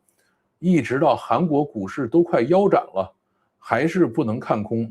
如果一开始就能抄底的，监控啊，可能已经满手 DRAM 了，好吧？这个我觉得这个事儿还是不能太信 AI 啊，因为你的算力肯定没有这些机构的强。还是说想多了啊？没看过《奇葩说》吗？有看过。有看到过正方反方谁说服谁的，辩论从来都不是谁能说服谁，只是借机会给你摆双方数据和事实而已，从来都是你想站谁就站谁，这一直都是如此，所以没有什么可怕的啊，天还没塌，而且声音越均衡越好。马斯克打破了媒体的垄断，这是好事儿首先呢，咱们不能用奇葩说和辩论赛来去。讲这个事情啊，因为那个都是摆拍啊，人家就是为了表演这个辩论技巧和技能的跟这个是不一样的。然后另外一方面的话，甭管是马斯克也好，还是这个老太太也好，都认为自己是有代表性的，对吧？他们可以替别人去进行选择这个他们肯定是想说服别人的。至于马斯克打破了媒体垄断，到底是不是好事呢？我觉得还是拭目以待吧。而且呢，这个无可阻挡。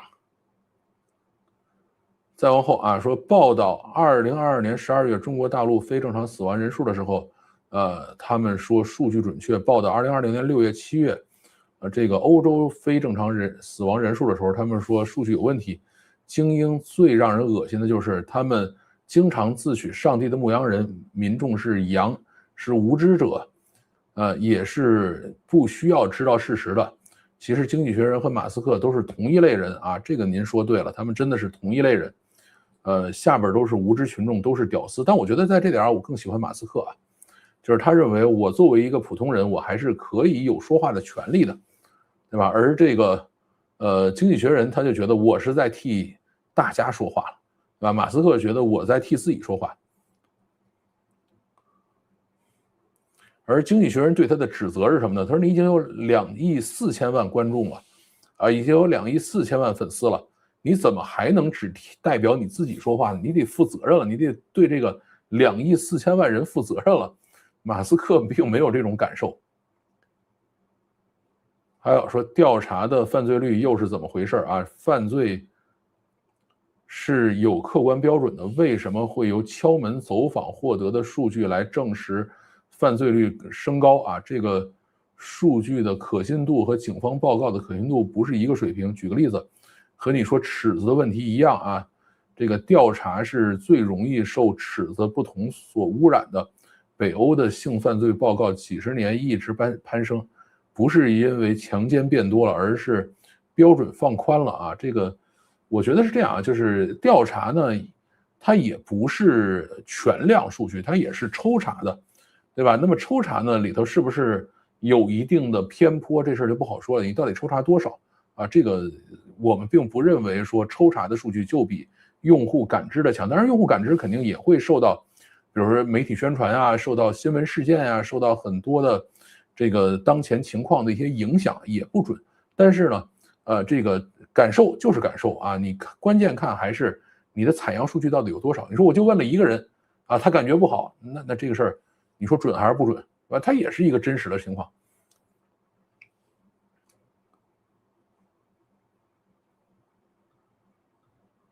不能同意老范的观点西方体制内涂脂抹粉的数据才是人为的偏离事实的，不是吗？所以我才站马斯克。就好像这一条街现在都是卖蛋糕，就可以打压或者说卖包子如何如何，这样的态度是不对的。所以老范不自觉的喝了一把稀泥啊。这个事儿怎么说呢？我自己肯定也是站马斯克这一边的啊，但是还是要稍微的往中间蹭一蹭。至于说他们统计的这个过程是不是受到主观的影响，也影响了统计的结果，我相信一定会啊。但是呢，你说他是故意作假呢，我并不这么认为啊。他们也会说，哎，我现在想去得到一个真实的数据，但是你在做的过程中啊偏离了。还有人说，我仍然维持对老马以下判断：科技天才，政治白痴。老马并非全能王，搞企业创新可头头是道，啊，一掺和政治就灰头土脸。如果继续趟政治这趟水啊，终有一天撞政治南墙啊！难道专心摘你的企业难道专心搞你的企业还不够香吗？啊，趟政治浑水，无非是想在政治政策里边捞好处，但出来混总是要还的，风险难控，所以这个评论很适合老马。我觉得是这样，就是老马呢，科技上其实科可能他也不行，技还可以啊，就是科学与技术是两个不同的东西。至于政治呢，确实有点白痴，而且老马管企业这个事儿呢。我并不认为他管得有多好，对吧？有很多需要集群作战的事情，需要这个大力出奇迹，需要扑人的事情，他其实干不好。他还是这个工程师工程师思维啊，工程师这块还不错，就是特别复杂的人跟人之间的关系，老马一般都处理不好。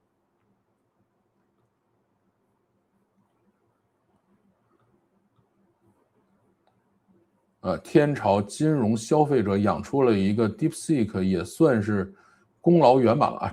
这个我觉得还不能这么讲啊，因为呢，换方量化是挣钱的，挣的非常多，对吧？换方量化的用户，并没有说我自己花钱然后去让 DeepSeek 成长起来，大家都是在挣钱，所以你这话正好说反了。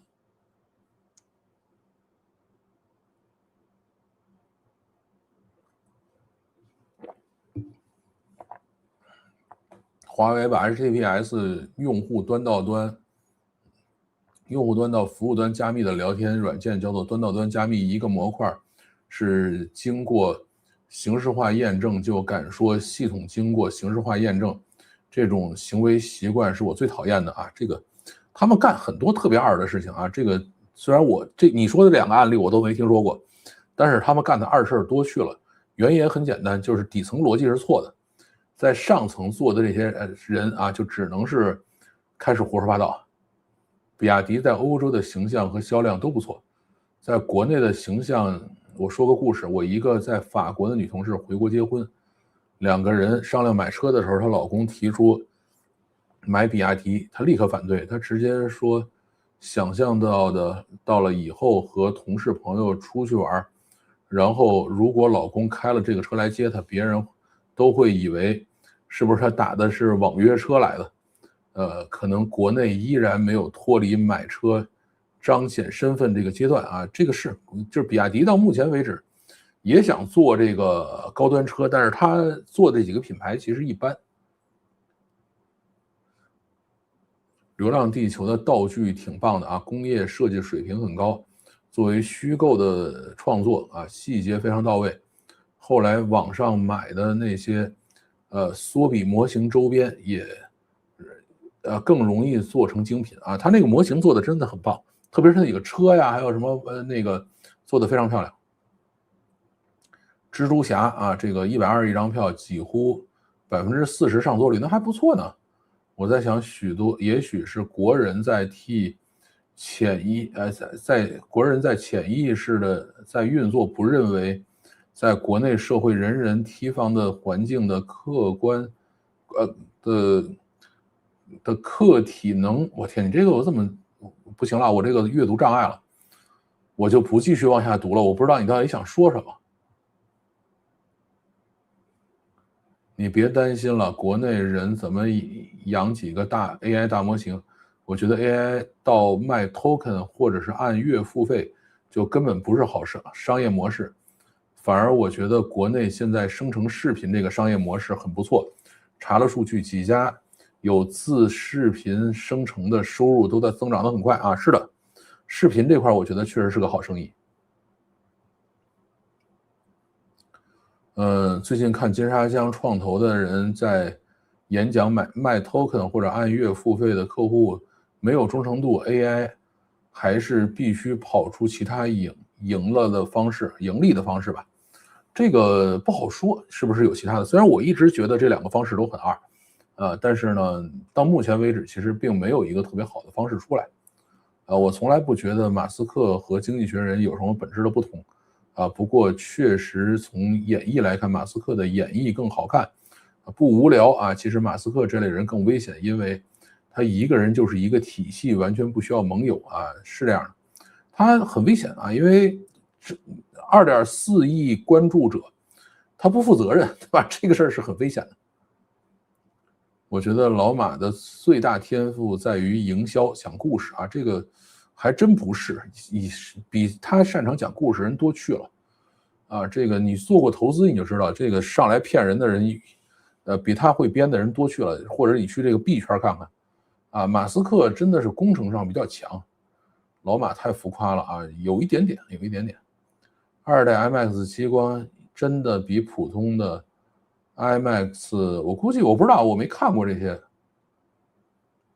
我是说亏钱的金融消费者让换方量化赚了钱，才有机会训练出 DeepSeek。那你亏了钱，你就不是换方量化的客户啊。那换方量化的钱也是大家进去买基金买的呀，对吧？换方量化是替别人挣钱的，那钱不是他的，本钱不是自己的。你把这事儿搞明白好不好？对吧？你不愿意把钱放在换方量化里头，人家换方量化挣着钱养 DeepSeek 有什么问题呢？对吧？至于其他金融消费者为什么亏钱，那跟换方量化有什么关系啊？好像按你说的似的，这个你在股市上亏了钱都让换方量化赚走了，换方量化也没那么大本事啊。如果他真有这能耐的话，他就不是换方量化，他叫政府了。流浪地球工业设计挺取巧的，尽可能避免人物与模型交互的部分，基本上都是各自表现，这是导演比较聪明的点。但是最后收尾的价值观啊，我个人不喜欢。人定胜天从小就是这么学的，但是电影还这么宣传啊，就不那么舒服了。仅限于个人感受啊，不影响一部出色的电影吧。好吧，这个怎么说呢？你们打字的时候肯定这个错字也比较多，然后我自己读的时候呢也读得比较费劲，我自己是有这个叫什么，有一点点这个阅读障碍啊。流浪地球其实有些地方我是喜欢的，有些地方不喜欢。其实我流浪地球1、流浪地球2播完了以后，我都专门录了视频，讲了自己的感受，有兴趣可以去翻一翻。2代 IMAX 是不是真的比数字的好很多嘛？这个我不知道啊，这个可能对于我来说看不出来。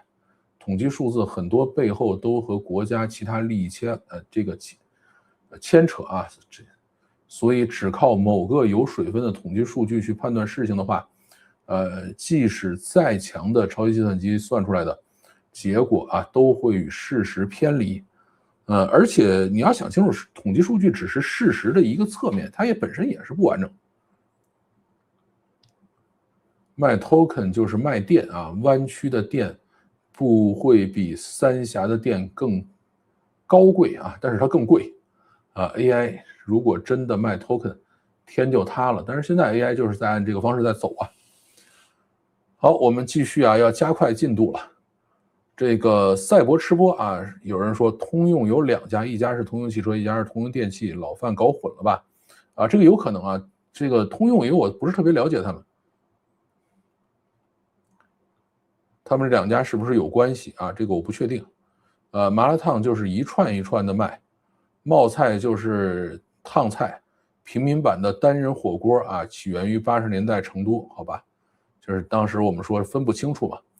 北加州还有几个中餐馆集中的地方，包括南湾的Cupertino 啊 ，Cupertino 不知道这个词怎么念啊，东南湾的这个 Fremont 啊 ，Fremont 我是知道 ，Union City 这好像都是在从机场到旧金山的那个地铁线上啊，它不叫地铁，就是那种轨交通的轨交的地铁线上啊，还有东湾区的一个叫 Pleasanton 啊 ，Pleasanton 应该是这么念吧，我就不在这儿费劲了啊。这个给大家推荐了饭馆，有在这附近的去吃。Grok 商业门槛啊，在这一期里头呢，有人说，其实马斯克吹的牛啊，也可以说是预言吧，实现的只有1/4。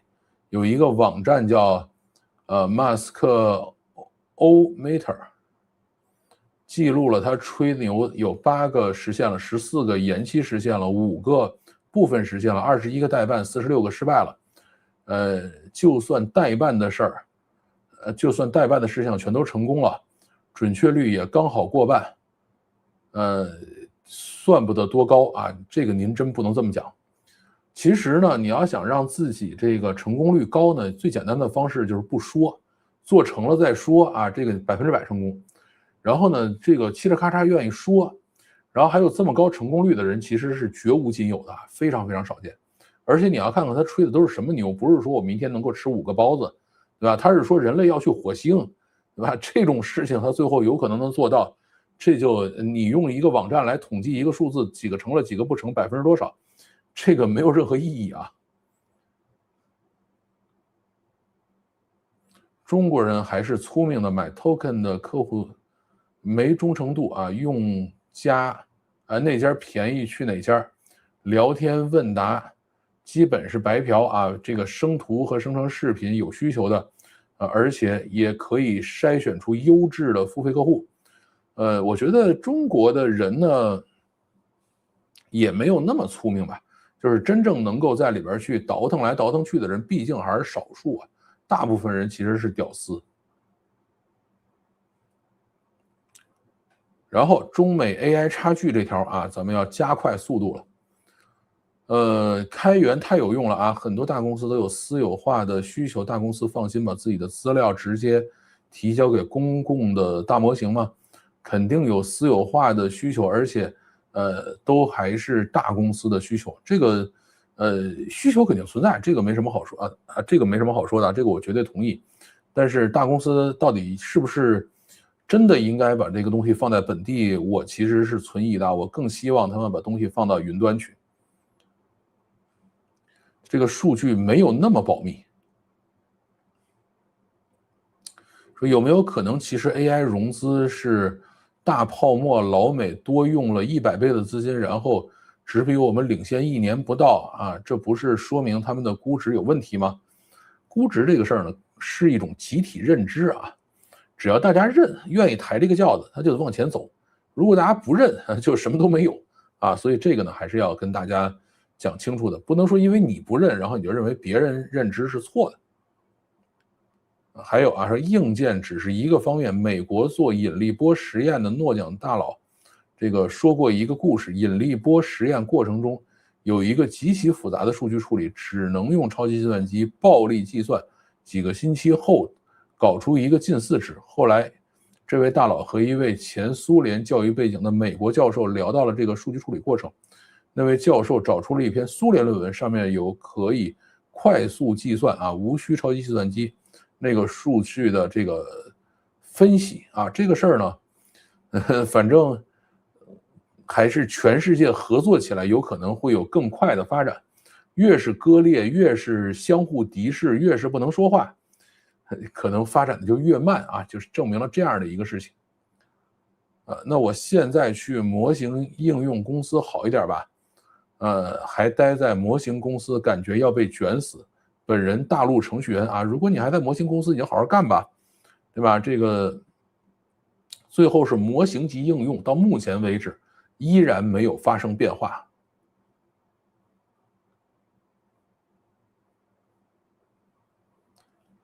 好，我来看看这边最近有个 skill 叫我有 ADHD， 是这样的，这个我有 ADHD， 就是你说什么话直说这个别跟我绕来绕去的，这个挺好玩的。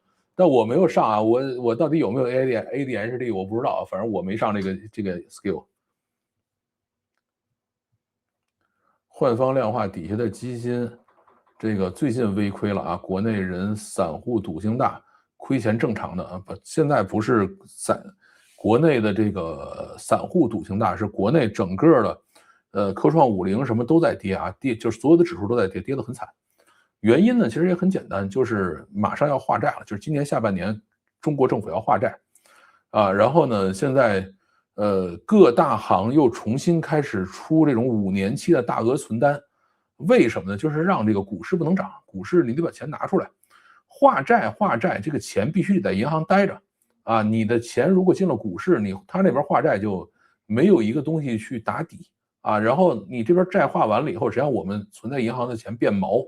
啊，那么这个过程，这个债才可以化掉啊。如果你的钱在股市里头涨得很快，或者大家都把钱提出来，都往股市里塞了，那这债就化不掉了啊。所以这个是一定要注意的，在化债期间，股市是不能涨的，楼市也不能涨，就是任何需要现金的地方都不能涨啊。一定要让钱趴在银行里头啊，这个时候才可以去化债啊。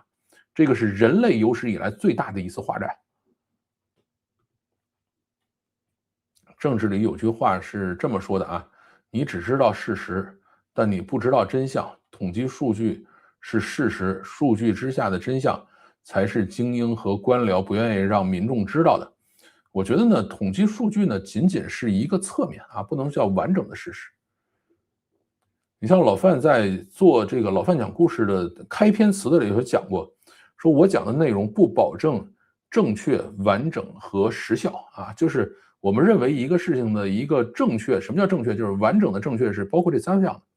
第一个，你这讲的东西是对的；第二个是完整的啊，没有这个偏颇某一个特定的领域啊，或者是某一个特定的方向；第三个是最新的啊，这个因为你不可能保证说每一个时间点你都是对的，那我就保证最新呗。但是老范没法保证这个事情，所以老范的频道叫老范讲故事，而不是老范上课啊。电影道具、人机互动还得看好莱坞啊，没有 CG 的年代，手搓道具、手搓布景，这个，这个怎么说呢？也算是一种工匠精神嘛。但是以后就通通都是AI 视频模型了。我拼错词了啊，这个我就不跟着拼了。人类为什么要移民火星？又没有水，又没有氧气，还不如移民到撒哈拉沙漠呢啊！这个怎么说呢？马斯克要做的事情就是让人类成为多行星生物啊！万一地球不转了呢？万一地球废了呢？你还有一部分人能留下来，这就是他要去干的事情。老马一边给市场画星辰大海的大饼，一边疯狂发射星链卫星，引起全球商业卫星发射竞赛。而过多的商业卫星围绕地球近地轨道造成的危害，以后发射卫星的难度会越来越大，有可能把人类自己锁死在地球上。而人类目前最大的危险啊，最大的危机有可能是全球变暖带来的一系列的不可逆的气候灾害。这个我觉得你想太多了啊，就是它这几万颗星对于地球这种表面积来说，还是很少很少的啊，不是说真能把它铺满。天体物理学家也有同样的灵魂拷问：假如人类未来把地球霍霍的不宜居住了，必须搬去火星，那霍霍成啥样才能比火星的环境更差呢？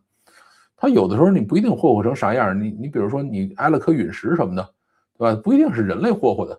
你认为人类可以把地球霍霍的不宜居住，那就是太自大了。为什么钱在银行趴着就能够化债呢？为了降低利率吗？不是的啊，就是你想化债干的活是什么呢？是叫短变长啊，高变低啊。短变长就是短债变长债。原来呢你是借的1年债啊，你现在呢把它换成10年债啊。原来呢你借的是年息12%的，现在呢给你换成年息比如说3啊，或者是2%啊，换成这样的一个债。就这就叫化债，对吧？那么现在我该还的钱我还不起，那我以后慢慢还啊，而且这个慢慢还的过程中的利息不能涨。那这个钱是在哪儿赚的？实际上在银行里头赚，对吧？原来银行借给你的是1年期的啊，然后是这个年息12%的这种债务，现在呢，这个债你说我要不还了啊，我要把它换成这个10年期的啊，这个或者是100年期的，现在确实有这种100年期的债啊，然后年息是1%啊，或者2%，那么银行手里必须要有这些钱，才可以赚起来啊。那么赚的过程中呢，我们手里的钱就会变得不值钱啊，它是这样的一个运作方式。我们不重视流动性，化债是要靠大力飞砖的。我们重视啊，它是流动不起来呀。老马是在践行流浪地球，是的。聊天室真的是聊天说地，什么话题都有。对呀，聊呗，怕什么？好，咱们下边来聊这个竹知了啊，华为的竹知了事件。这种事情如果在美国，首先是被害人有没有受到伤害，如果没有经济伤害，就要看人身伤害，比如造成事实的精神伤害。那么华为受到了什么伤害？是因此销量下降了？如何证明？才几天，就有如此大的伤害？如果没有经济伤害，难道这个于大嘴得了精神病吗？这个事儿呢，关键他是华为啊，对吧？人家都需要讲法律，他又不需要啊，所以他就可以出来啊做这种奇奇怪怪的事情嘛。而且这2天啊，小米也干了一个事儿，就是罚了一堆的视频博主。就这些视频博主干嘛的呢？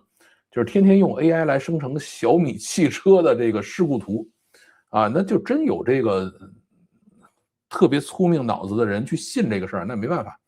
然后他就把这帮人告了。就是在中国呢，叫捏造事实啊，通常是可以去判定的，因为你这个东西是假的嘛。像竹知了这个事儿就没有任何捏造事实啊，所以大家现在也在看看这事儿该怎么办。而且呢，我也讲了啊，就是你到底是不是造成伤害，是不是侵权了，你等法院判，你不能自己直接就上来就认定这事儿是不行的。还有人说，国内大厂是不是把公关部门裁掉了？这个全部用法务部门顶上去，一个小事儿，甚至是可以转化流量的事儿，硬是搞得气急败坏，小气儿，小气得很。华为需要给公关部门换个脑子，找个思想开放、积极的人。这种人去不了华为啊，不可能去华为的啊。这个你有这种思想开放，你说你去华为干嘛？会抑郁的啊。我觉得华为就是法务的人没那么多啊，这次的事儿应该是公关干的，就是这种非诉律师，就是华为的法务应该都是大多是非诉律师，非诉律师是非常谨小慎微的一帮人，因为他们每天看的都是各种的极端情况，合同应该怎么写，对吧？他不可能一上来就搞这么大动作的。我猜老范是查 AI 后，AI 给出了哇哇声的来源啊。这个，我其实到底哇哇是怎么来的，我只知道来自于这个视频啊，具体是怎么回事我不是那么在意啊，无所谓了。我们城市一个商场开了个华为体验店，停电瓶车的地方离店里有6米多远，但是他们还是把电瓶车赶到对面公园里去停。还派专人看守门口那块空地，本来商场设计的就是让停电瓶车的地方，遇到华为开店就不让停了。哎呀，这个华为干这种垃圾事儿看多了，对吧？前2天还有一个什么呢？有一个闪送啊，因为他们有时候要送这个维修机啊，送这个货呀，就需要叫闪送。然后呢，到那儿华为不让进去，啊，说你站在门口等，不允许进来啊，只不能站到店里头来。然后呢，你把东西给我，我进去给你拿，拿完了以后再给你拿出来。就是华为的规矩就这么严。然后呢，一帮人就说华为你是什么呀，对吧？还不让人进去，人家也是有可能是你的客户，有可能是什么，而且是给你来服务的，对吧？然后这帮人就开始到小米啊、OPPO、vivo 啊、苹果的这些店里去试，没有任何一个店像华为这样啊，说你给我来送快递来了，或者上我来取货来了啊，我不让你进门啊，这华为是独一份儿。说原来如此，我从一开始就理解错了。原本听说是小娃娃玩这个竹制玩具，一边玩一边哈哈笑。我想当然的以为这是讽刺哇哈哈呢。你要哈哈笑就是讽刺娃哈哈，这娃哈哈就别混了，对吧？这个难道都得给他哭吗？啊，这个有点太霸道了啊！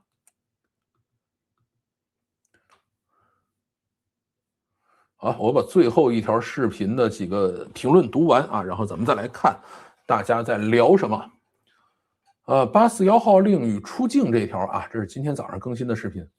我多年前几乎每次出关啊，必然被留下来，在旁边等30分钟再放行。后来大概知道原因了，有一个跟我同名同姓、特征相似的人啊，这个我没遇到过啊，这个你这个体验还是很神奇的。我认识几个北京从小教育出来的人，几乎都有这毛病，给教育制度不公起地，给户籍制度不公起地，给各种制度找理由。不否认老范从现实角度讲这些都是事实，但把这些制度正当性说的理所当然，理直气壮，不免让人反感。从北京人的角度是能够理解，毕竟政策是会倾斜给天朝上都的。这个老范还是多谈一谈技术、政治问题，尽量少碰。我觉得呢是这样啊，就是我愿意讲什么我讲什么啊，所以咱们反复强调了。如果你不爱听老范讲政治问题呢，你这个下次看到这个话题你可以跳过，对吧？我不能为了你一个人让我不痛快了啊，这个事儿是不行的啊。至于北京人是不是这个觉得所有事情都理所应当的，也没有啊，北京人也没有这么坏，对吧？而且我也不是北京人，我天津人。啊，你不要这个地图炮把北京人都放进去了，老范还不是北京人。至于教育制度不公呢，就是他有不公平的地方吗？有啊，这个事儿所有人都承认，北京人也承认，北京人自己还觉得，你说我为什么不是海淀区啊？我们是海淀区的，对吧？那我为什么没有上到这个市重点区啊？然后为什么没有这个？为什么没有那个？我们还觉得不公呢，对吧？还有一些这个西藏的人怎么就可以到我这儿来考大学，还占我们名额？我也觉得不公，对吧？我们也觉得不公，但是呢。我们会考虑什么呢？就是这个事儿啊，对谁有好处，对谁有坏处，然后它是一个如何制定的一个过程，我们会站在更高的一个层次上讲，啊，说为什么制定这样的规则，它一开始的原因是什么？这个并不是说就理直气壮、理所当然了啊，这个你如果不站在这个层次上，咱压根说的就不是一件事儿，对吧？我并没有说，哎呀，这个制度真好，我们又享福了。我也没有说这个制度真傻，这个又这个什么了，又这个干坏事了，对吧？这个是一个比较低的层次，你要站在一个更高的层次上去讲是，为什么会有这样的制度？啊，这个制度对了错了，对在哪儿错在哪儿，对吧？对什么人有好处，在什么样的时间点有好处？为什么现在出？这是一个不同的视角，更高层次的视角啊，这是北京人喜欢干的事儿。看外地人都像看外地人都像下级。原来讲的是什么叫上海人看外地人都像乡户人啊，这个就是农村的；北京人看外地人呢都像下级，啊，这个广东人看外地人都像穷人，啊，这个以前的一个说法。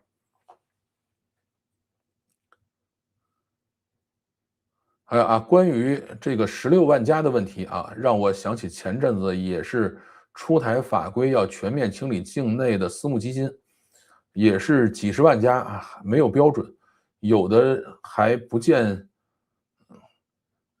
什么跑了啊，不见钱跑了，因为公司和这个资讯都不明啊，零零碎碎，规模零零碎碎，近年应该是重点把数十年以来许多领域放任乱长的行为全部清理和规范化。By the way 啊，还有之前管制投资境外基金的法律啊，都有相同的性质。我并不这么认为啊。首先呢，这个私募股权基金，因为我原来就是私募股权基金的合伙人，我们都是有这个什么有资质的，对吧？我自己也参加考试，考的这个私募股权基金这个合伙人的或者叫从业资格证，对吧？我是考了3门试的，然后那个我们去申请这个有限合伙企业也都是有资质有牌照的，这个不是像你说的似的乱七八糟啊。至于说清理境外的这个投资呢，那是另外一回事儿。就是中国呢，经常会有这样的一个问题是什么呢？就是有一人得病，全村吃药，对吧？而且呢，得病的这个人自己还不吃啊，是全村剩下的人吃药。什么意思呢？就是，这个得病的人啊，他可能有问题，但是呢，他又有关系，你拿他没办法，你整治不了他，那怎么办呢？只能是一刀切下去，所有人一起倒霉啊！这个是中国特色啊，包括像这个整治比特币啊，什么都是如此。那你说为什么不能规范化？因为你没有办法，你这个没法把真正利用这个漏洞啊，这些真正有关系的人，你拦不住他，那干脆一刀切，大家都别玩了啊！这就是中国玩的事情。为什么那么多一刀切？你像美国说，哎，我们发现这个问题了啊，那没问题，我们把这个相关的法规明确一下啊，把哪块细节处理一下啊，有几个人有问题，我们把他几个处理了，其他人接着干，对吧？中国不是这样的，中国就是，哎，你们先干着，干着完了以后呢，一刀全切掉啊，你们都不许干了啊，它是这样的一个玩法，所以叫一人吃药一人生病全村吃药啊，生病的这个人不吃。还是说，所以以后想移民别找中介啊，找中介等于上报了，甚至移民啊也都可以 DIY 的啊，其实移民也都可以 DIY 的。虽然封禁海外中介公司，其实对海外公司是利好，海外公司没有义务上报。这个事儿呢是这样，就是你 DIY 呢，其实真正能 DIY 的人，有能力 DIY 的人是很少的。对吧？大部分人就出不去了。就是任何一个政策都不可能说把什么事儿封死，他们能做的呢，就是降低比例啊，就是干这样的一个事情。这个目的还是达到了。说现在办阴司出国护照很容易啊，我上个月去办护照和搞通行证都很简单啊，工作人员都懒得问我为什么出境办护照啊，这个你还是 nobody 啊，就是你拿身份证给他的时候，他就知道你到底是谁，对吧？他知道你这个是不是公务员，是不是这个在一个什么样的库里，对吧？咱们到出入境管理大厅里头办护照的这些人是公安的人，对吧？他不是普通的工作人员，你一定要搞清楚。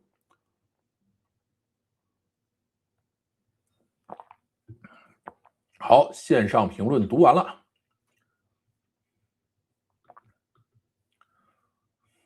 钱趴在银行里，可以在银行体系内辗转腾挪，用最低代价完成资本的流动，各种置换的成本也更低。钱在外面就需要相应的对标了啊，这个是很麻烦的。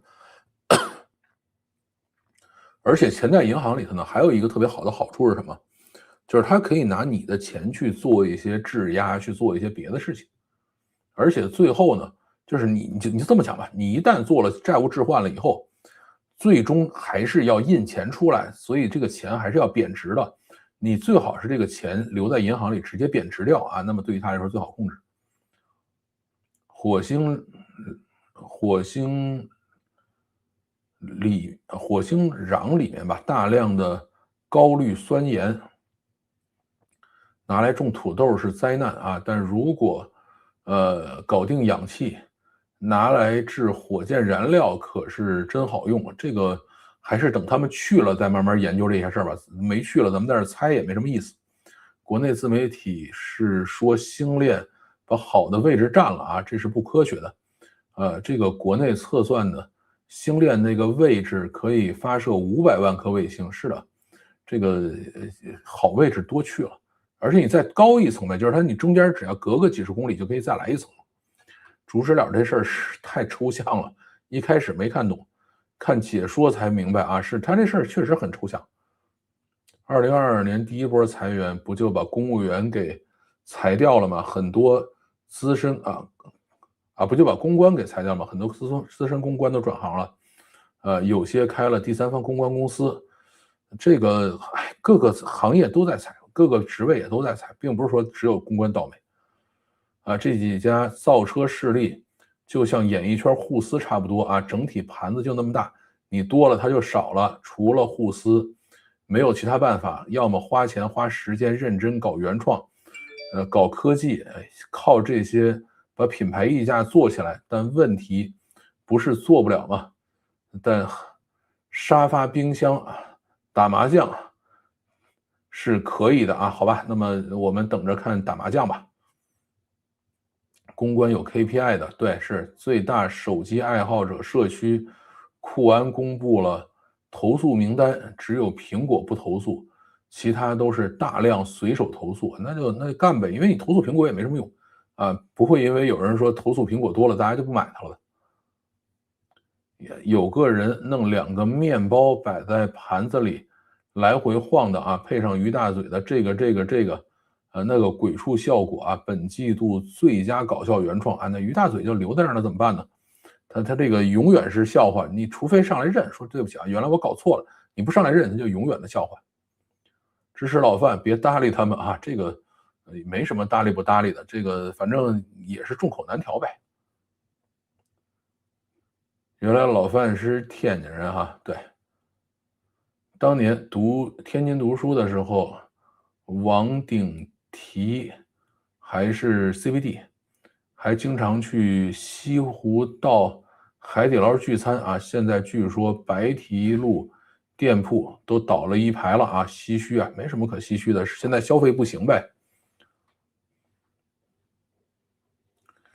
这个经常有很多人说，哎呀，老范你是这个不懂这个，老范你没有抓住重点，这个怎么说呢？这就叫做没有说到他心里那个点儿，那就是没抓住重点啊。那我觉得就是看老范节目啊，可能最近也有一些新观众啊，就是看老范节目的老观众都要知道，说老范从来不介意抓不抓住重点，老范就说自己想说的，对吧？你觉得那个是重点，没关系啊，可以这么想哈。这个最近听硅谷101对盛颖的访谈啊，他是前 XAI 的 team leader，现在又是一个什么合伙人了啊？这个讲了很多对于 AI 基础设施的理解和行业状况，里面还提了他们的愿景是让每一个人都能够方便的使用 AI，而且还希望下一代与当前完全不同的 AI。可惜没有展开啊，不知道老范有没有关注？没有啊。这个硅谷101我是从来不看的，啊，不是说人做的不好啊，只是没空看。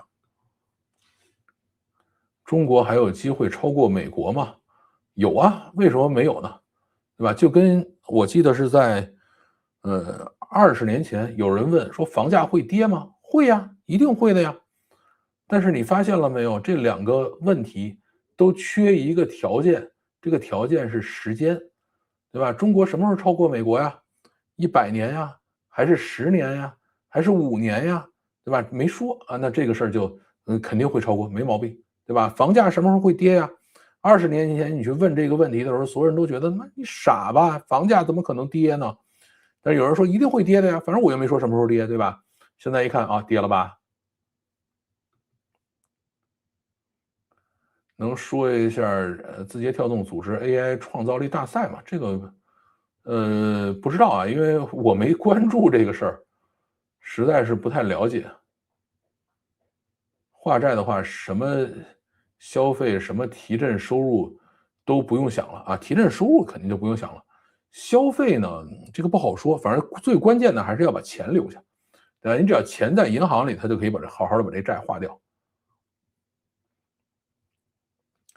好啊，我们今天老范读评就到这里，感谢大家的陪伴，2个多小时了啊，我这儿还有一个视频没处理呢，我要去开始处理视频了，就是明天的视频啊，这个非常非常感谢大家的陪伴，咱们下周3继续老范读评，再见。